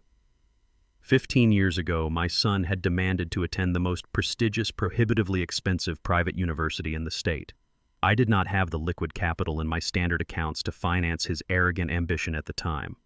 I quietly took on brutal, highly dangerous overtime shifts at a local industrial manufacturing plant to bridge the financial gap. Late one evening, while I was exhausted and manually repairing a jammed, heavy industrial hydraulic press, the massive steel pneumatic ram slipped off its worn safety catch. The machine crushed downward with thousands of pounds of sheer mechanical pressure, instantly and permanently amputating my digit. I never complained about the agonizing physical pain, and I never missed a single tuition payment. Kendall had built his entire elite corporate identity and his high society standing on the direct bloody sacrifice of my physical body. Now that exact same sacrifice stood as the undeniable biological proof of his absolute criminality. I held my ruined hand steady in the air, watching the dawning realization slowly wash over the judge's face as he stared at the missing finger. Bradley did not give Kendall's defense attorney a single second to interrupt, object, or formulate a counter-argument. He smoothly activated the digital projector sitting on the prosecution's evidence cart. The massive white screen mounted directly behind the judge's bench flickered to life, immediately displaying a high-resolution magnified scan of the fraudulent 3-year-old contract. Bradley utilized a red laser pointer to aggressively circle the sweeping, elegant signature situated at the very bottom of the page. He addressed the court with absolute clinical legal authority. He stated clearly that the signature presented by the defense was a textbook example of right-handed cursive script. He highlighted the specific intricate loops of the dark ink. Bradley explained that executing those specific fluid unbroken pressure strokes required the precise coordinated motor control of a dominant right index finger gripping a pen. He lowered his laser pointer and gestured firmly toward me. He declared loudly that his client had permanently lacked the fundamental physical anatomy required to execute that specific mechanical motion for over 15 years. Bradley opened his leather briefcase. He pulled out a thick, heavy stack of certified bank records, municipal tax returns, and sworn legal affidavits, dropping them heavily onto the judge's wooden bench. He announced that ever since the devastating industrial accident, I had been legally forced to completely adapt my motor skills. I explicitly signed every single binding legal document with my non-dominant left hand, utilizing entirely distinct, rigid, and disconnected block letters. The sweeping, elegant right-handed cursive signature, authorizing the multi-million-dollar asset transfer to my son, was a total, indisputable biological impossibility. The stunned silence in the grand wood-paneled courtroom lasted for exactly 3 seconds before it shattered into absolute, uncontrollable chaos. The immediate legal and financial implications of the biological forgery sent massive shockwaves through the packed gallery. In the very back row of the spectator seating, the intimidating men representing the underground shadow lenders stood up simultaneously.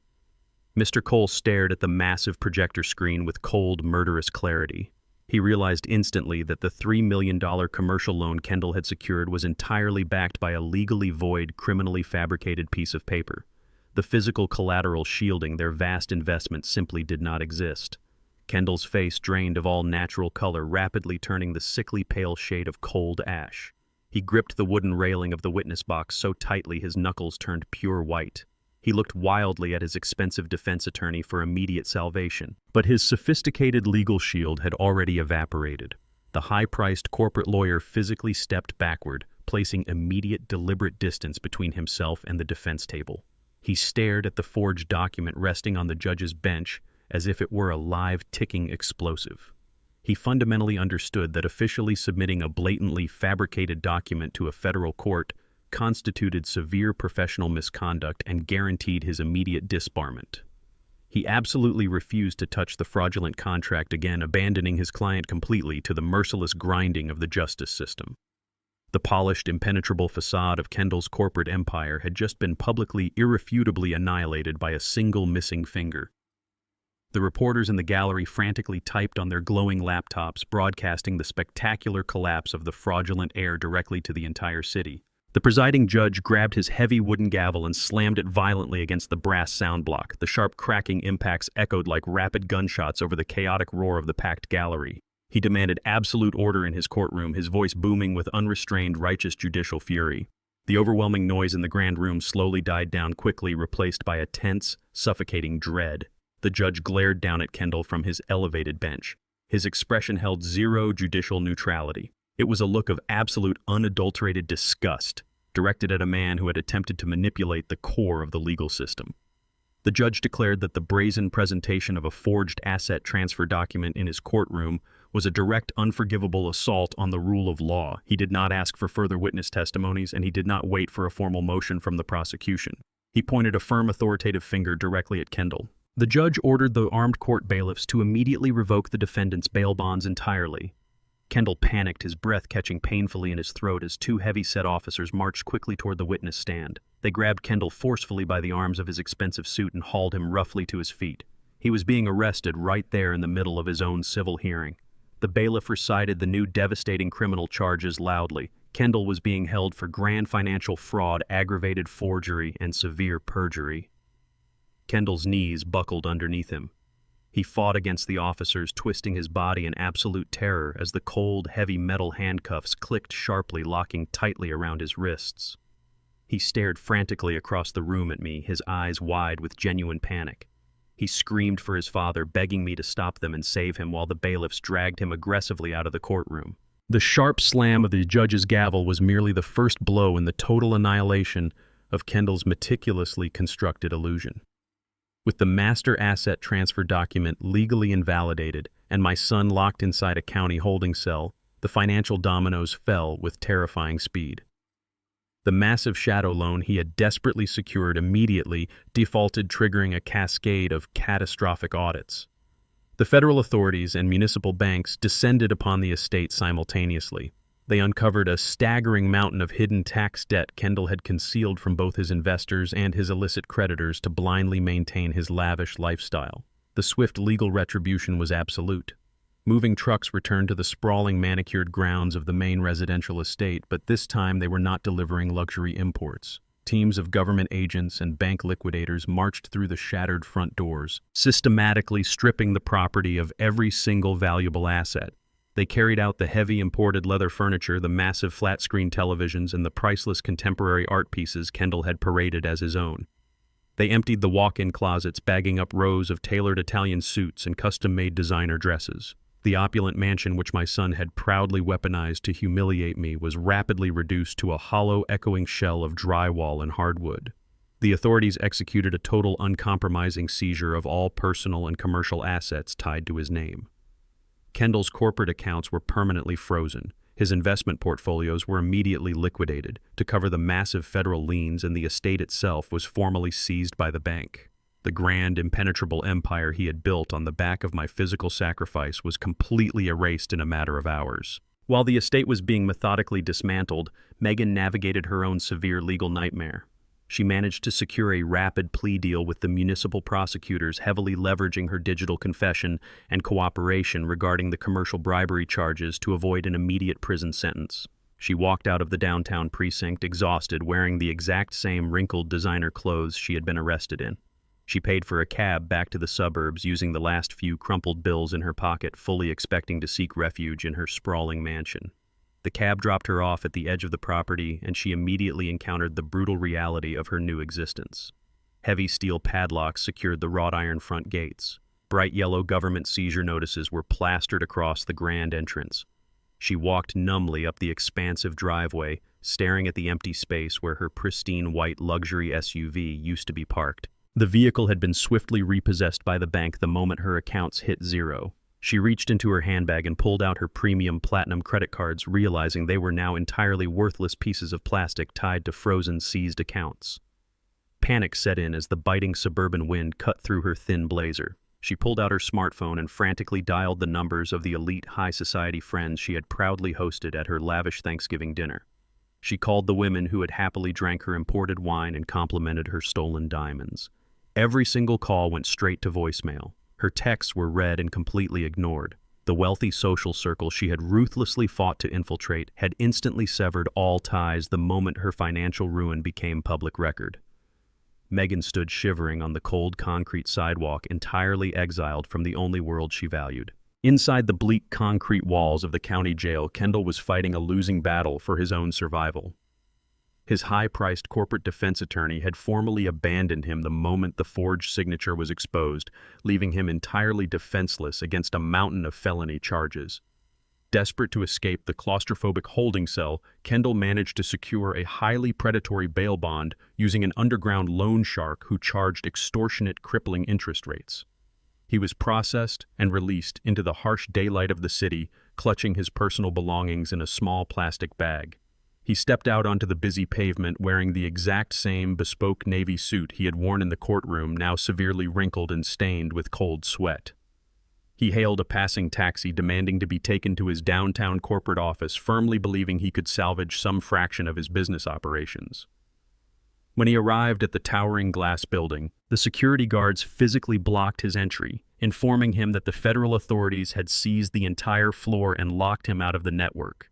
He redirected the taxi to the residential estate, only to find the exact same heavy padlocks and yellow seizure notices Megan had encountered hours earlier. His wife was completely gone, having abandoned him the second the empire collapsed. Kendall dismissed the unpaid taxi and began to wander aimlessly through the bustling city streets. The cold reality of his total destruction finally crushed the breath from his lungs. He walked for miles, ignoring the curious stares of pedestrians as his expensive leather shoes blistered his feet. He looked down at his ruined suit and empty hands, finally understanding the absolute truth. He possessed absolutely nothing he had actually earned. Every single dollar, every ounce of status, and every piece of property had been a stolen illusion. The sky above the city darkened rapidly as a brutal freezing rain began to pour down onto the concrete sidewalks. Kendall did not seek shelter. A frantic, suffocating delusion seized his mind. He convinced himself that there was only one singular person left in the entire world who possessed the power, the resources, and the fundamental obligation to rescue him from absolute ruin. He began to run. He sprinted through the torrential downpour, his soaked, heavy suit jacket clinging uncomfortably to his freezing skin. He ran for 3 grueling miles across the city, his chest heaving and his expensive leather shoes slipping dangerously on the wet pavement. He ignored the burning pain in his lungs and the icy water stinging his eyes, driven entirely by a pathetic primal need for salvation. He finally reached the modest working-class neighborhood where I resided. He charged up the narrow stairwell of my rented apartment building, leaving a trail of muddy water on the cheap linoleum floor. He reached my door and threw his entire body weight against the scratched wooden frame. He pounded his fists violently against the cheap brass fixtures, the heavy thuds echoing loudly down the quiet, dimly lit corridor. He abandoned every remaining ounce of his fabricated corporate pride. He began crying hysterically, his voice cracking and breaking as he screamed directly into the painted wood. He yelled for me to open the door, his frantic pleas bouncing off the narrow walls. He demanded that I step forward and save him from the federal authorities and the violent shadow lenders. He screamed that he was my son, openly begging for the protection and the financial mercy of the exact same man he had arrogantly branded a worthless parasite just a few weeks prior. I turned the heavy brass latch of the deadbolt with a sharp, resounding click that cut straight through the chaotic noise of the storm. I pulled the thin wooden door inward, stepping squarely into the frame. The warm yellow light from my modest living room spilled out into the freezing hallway, casting my long silhouette directly over the pathetic figure collapsed on the wet concrete. Kendall was on his knees. The bespoke Navy suit he had worn like a pristine suit of armor in the federal courtroom was completely ruined, soaked through with freezing rain and heavily stained with dark street mud. He shivered violently, his teeth chattering uncontrollably as the harsh wind whipped through the open breezeway of the apartment complex. He looked up at me with wide, bloodshot eyes and immediately launched into a frantic, disjointed stream of excuses. He begged me for liquid cash to pay off the predatory loan shark who was actively hunting him through the city. He blamed his total financial annihilation entirely on Megan, screaming that her vanity and her chronically mismanaged spa had completely drained his corporate accounts. He blamed the shifting commercial economy for systematically destroying his highly leveraged assets. He blamed the unbearable, suffocating pressure of maintaining his high society success for forcing his hand. He refused to take a single ounce of personal accountability for his catastrophic actions, crying hysterically as the icy rain dripped from his matted hair. He genuinely believed that if he offered enough complex excuses, I would simply reach into my pocket, clear his massive criminal debts, and magically restore the opulent illusion he had completely shattered. I did not step aside to let my son inside from the freezing storm. I stood perfectly still, a solid, immovable wall blocking the threshold of my home. I looked down at the shivering man on the concrete and spoke with a quiet, lethal calm that completely overpowered the sound of the falling rain. I vividly reminded him of the evening he cornered me in my own living room to aggressively demand the keys to the guest house. I stated with absolute unwavering precision that he had jabbed his manicured index finger directly into my chest exactly 14 times during that violent confrontation. I recounted how he had looked me dead in the eye and aggressively called me a useless parasite feeding off his fabricated success. I did not raise my voice, but every single word struck him like a physical blow. I detailed his elaborate malicious conspiracy to systematically drug me with heavy, unprescribed antipsychotic medications. I told him I knew exactly how he had planned to deliberately induce a state of permanent chemical dementia just so he could lock me inside a severe psychiatric ward. I laid bare his ultimate, unforgivable intention to legally strip away my fundamental human rights and steal the entire legacy I had spent 45 years building from the ground up. I presented these undeniable truths, clinically stripping away his pathetic, weeping facade of victimization. I forced him to confront the sheer calculated monstrosity of his own unbridled greed. He had not made a simple financial mistake under immense pressure. He had actively attempted to erase my entire existence for a few $1,000,000 in stolen prestige. Kendall let out a pathetic guttural sob that echoed sharply against the damp brick walls of the corridor. He lunged forward on his bruised knees, reaching out with a shaking, mud-stained hand to desperately grab the edge of my leather shoe. He clung tightly to my footwear, weeping loudly as he claimed he only ever wanted to make me proud of his commercial achievements. He begged for validation, weaponizing his tears in a final desperate attempt to manipulate my paternal instincts. I looked down at his trembling hand, feeling an overwhelming wave of cold finality wash over my entire being. I shook my head slowly, permanently severing the toxic parasitic bond that had tethered us together for decades. I told him clearly that I had worked my hands to the bone, sacrificing my physical body and my own future, simply to provide him with a rock-solid foundation for a good, honest life. I explained that instead of honoring that profound sacrifice, he had actively chosen to build a massive, unstable monument to his own boundless greed right on top of it. I looked directly into his panicked, tear-filled eyes and delivered the ultimate crushing reality of his situation. I told Kendall that I had not destroyed his corporate empire, and I had not orchestrated his spectacular public downfall. He had systematically destroyed himself through his own profound arrogance and bottomless deceit. I stated with absolute certainty that the only thing I had done was simply stop catching him when he willingly chose to jump into the abyss.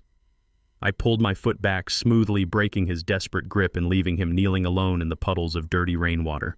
Before Kendall could launch into another hysterical sobbing plea for immediate financial salvation, bright flashes of alternating blue and red light suddenly painted the wet concrete walls of the breezeway.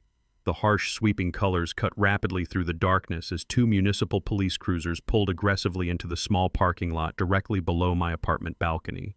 Heavy car doors slammed shut, and the rapid, rhythmic sound of heavy boots charging up the metal stairwell filled the stormy night air. I had proactively filed a strict, comprehensive restraining order against my son. The exact same afternoon, the federal judge officially revoked his initial bail application. By physically appearing at my front door and violently demanding entry, Kendall had directly violated a strict court mandate while currently out on a predatory bond. Two large uniformed officers crested the concrete landing, their bright flashlights cutting sharply through the freezing rain. They did not hesitate or ask for an explanation. They grabbed Kendall by the lapels of his ruined suit jacket, hauling him violently off the wet floor. Kendall kicked and thrashed wildly, screaming my name in absolute terror as the officers forced his hands behind his back and secured a heavy set of metal handcuffs tightly over his wrists. He sobbed uncontrollably, begging me to call them off and save him, his frantic voice slowly fading as they dragged him aggressively down the metal stairs and shoved him roughly into the back of a waiting patrol car. I stood silently in the doorway, watching the flashing red and blue lights disappear entirely into the stormy night. I stepped back into the warmth of my home, closed the heavy wooden door, and locked the deadbolt for the final time. Megan's legal defense team, operating in a state of sheer desperation before her formal sentencing hearing, executed a final vicious smear campaign. They deliberately leaked a carefully manipulated digital file to a prominent high-traffic online media outlet. It was a heavily edited, entirely out-of-context video clip pulled from the disastrous Thanksgiving dinner confrontation. The doctored footage completely removed the violent, undeniable moment when Kendall physically shoved me against the wall. Instead, it presented a tightly cropped, silent loop of me standing alone in the dark basement, my expression deliberately framed to look completely disoriented, erratic, and hostile. Beneath the silent video, a sensationalized caption spread a highly malicious narrative. The text explicitly claimed that a bitter, greedy father had systematically destroyed his brilliant, self-made son entirely out of irrational jealousy. The digital algorithm caught the fabricated drama immediately, pushing it to the forefront of the news cycle. Within hours, the manipulated clip spread across social media platforms like wildfire. Thousands of strangers entirely ignorant of the massive shadow loans and the calculated medical forgeries flooded the comment sections with blind outrage. They painted Kendall as a tragic corporate martyr, a highly successful entrepreneur unfairly stripped of his life's work by a vindictive aging parent. The fabricated sympathy gave Kendall a fleeting, pathetic moment of public martyrdom. He was sitting inside a maximum security county jail cell, but on the internet he was suddenly the ultimate victim of elder cruelty. The manufactured online outrage swiftly manifested into a physical mob. By early the next morning, a fleet of heavily branded news vans had completely blocked the narrow street in front of my modest apartment building. Eager reporters wielding microphones and bright camera lights crowded the concrete landing, physically blocking the main stairwell. They shouted aggressive, accusatory questions through the thin walls, loudly demanding to know how I could heartlessly bankrupt my own flesh and blood. They wanted me to step outside and confess on national television that I had orchestrated a petty, vindictive scheme to steal a fortune I did not rightfully deserve. My phone rang constantly. Bradley called with strict, frantic legal instructions. He strongly advised me to lock the deadbolt, close the blinds, and wait inside until the fabricated news cycle exhausted itself. He promised to draft a formal legal cease and desist order to clear my name through official channels in the coming days. I listened to his legal counsel and immediately rejected it. I completely refused to cower in the dark while my son's desperate fabricated lies dictated the public narrative. I reached into my locked desk drawer and pulled out a single encrypted silver flash drive. I unlocked the deadbolt, pulled the front door wide open, and stepped directly into the blinding glare of the camera lights facing the aggressive press mob head-on. The reporters surged forward, instantly thrusting microphones aggressively toward my face, shouting over one another in a frantic bid for a damning quote. I did not raise my voice, and I did not attempt to argue with their fabricated accusations. I simply extended my right hand and offered the silver flash drive directly to the lead investigative journalist standing closest to my door.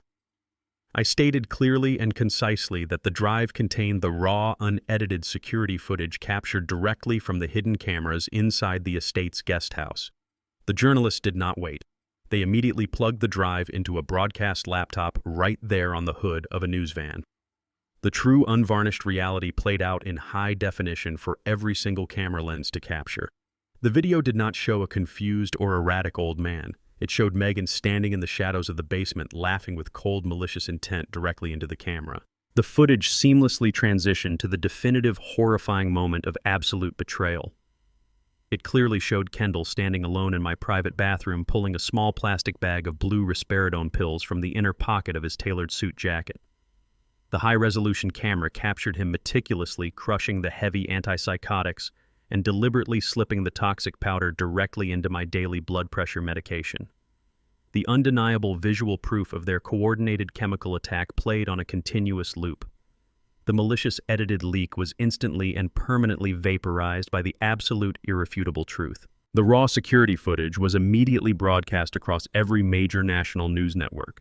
The shifting digital landscape reacted with brutal, instantaneous whiplash. The massive public outrage that had momentarily protected Kendall completely inverted, crashing down upon him and Megan with absolute unyielding fury.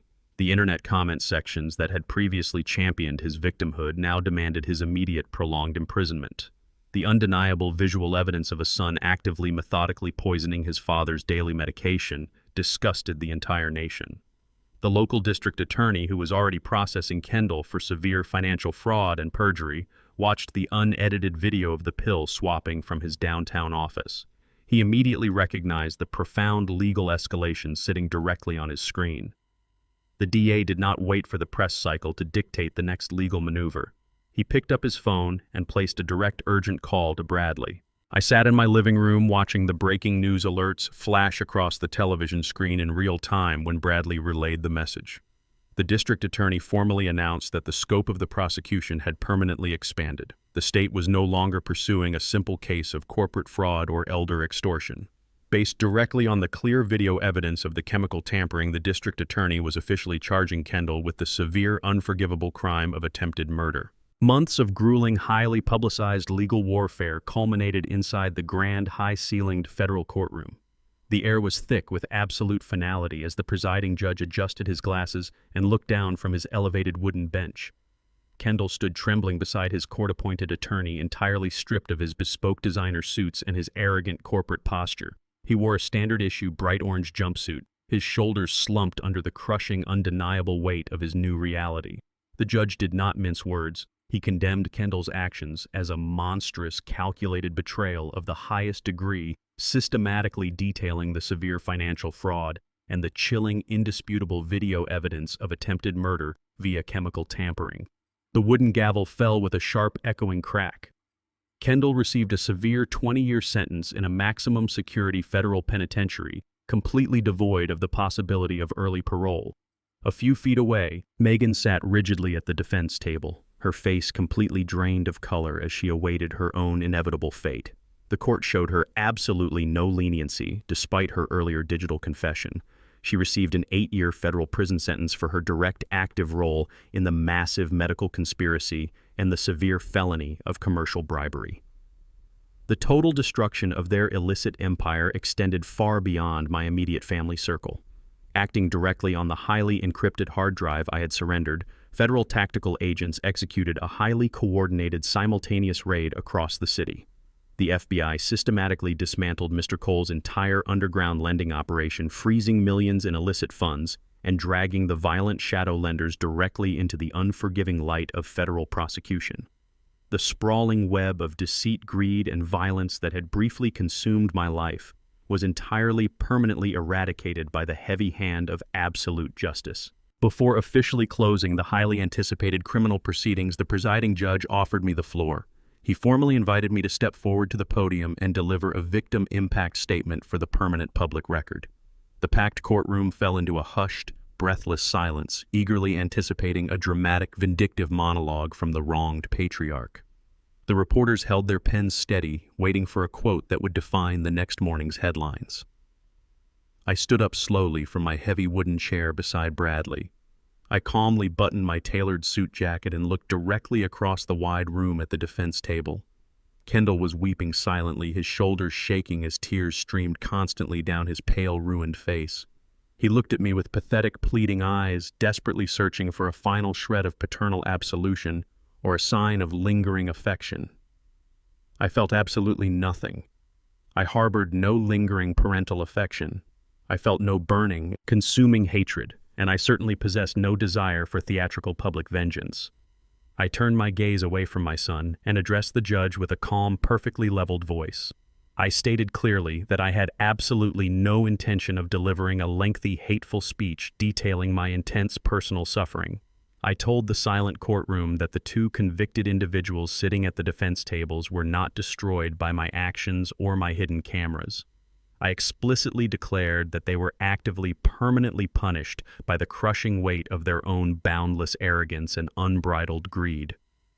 I informed the judge that I had absolutely nothing more to add to the legal proceedings. I did not wait for a response or a formal dismissal. I simply turned my back on the judge, the packed gallery, and the weeping man who used to be my son. I walked out of the heavy mahogany doors with deliberate, measured steps, leaving Kendall entirely in the past. 6 months after the heavy iron doors of the federal penitentiary slammed shut behind Kendall, I officially initiated the final phase of my financial restoration. The sprawling, opulent Maine residential estate, which had stood as a toxic monument to high society vanity and relentless greed, was formally seized, cleared of its massive federal liens, and legally returned to my direct control. I did not move back into the cold, echoing mansion. Instead, I immediately liquidated the entire property, selling the vast acreage and the custom-built structures to a legitimate, highly reputable commercial real estate developer. The highly profitable transaction flooded my secure bank accounts with millions of dollars in clean, untainted capital. I moved with swift, calculated purpose to correct the deepest, most unforgivable transgressions Kendall and Megan had committed against our family name. I funneled a massive portion of the newly acquired funds directly into the Naomi Memorial Scholarship Fund. I completely restored the stolen capital, fully expanding the charitable endowment to ensure my late wife's legacy of profound generosity would endure for generations to come. I did not stop at simply repairing the damages of the past. I utilized the remaining millions to forge a brand new, impenetrable shield for the vulnerable members of my city. I purchased a sleek, highly accessible commercial space in the bustling downtown district and established a specialized legal clinic. I partnered directly with Bradley and hired a team of aggressive, brilliant attorneys dedicated specifically to protecting elderly citizens from severe financial manipulation and emotional abuse perpetrated by their own families.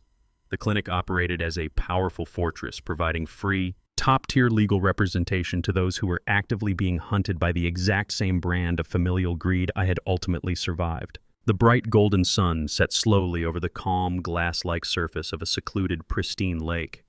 I sat comfortably in a worn rocking chair on the wide wooden porch of the modest single-story cabin I had purchased for myself deep in the quiet countryside. I wore my favorite faded flannel shirt and a pair of worn denim jeans, entirely comfortable in my own skin and my own solitary surroundings. The crisp, cool evening breeze rustled gently through the dense, towering pine trees surrounding the property, carrying the fresh, clean scent of damp earth and pine needles. I held a heavy ceramic mug in my hands, taking a slow, deliberate sip of strong, bitter black coffee.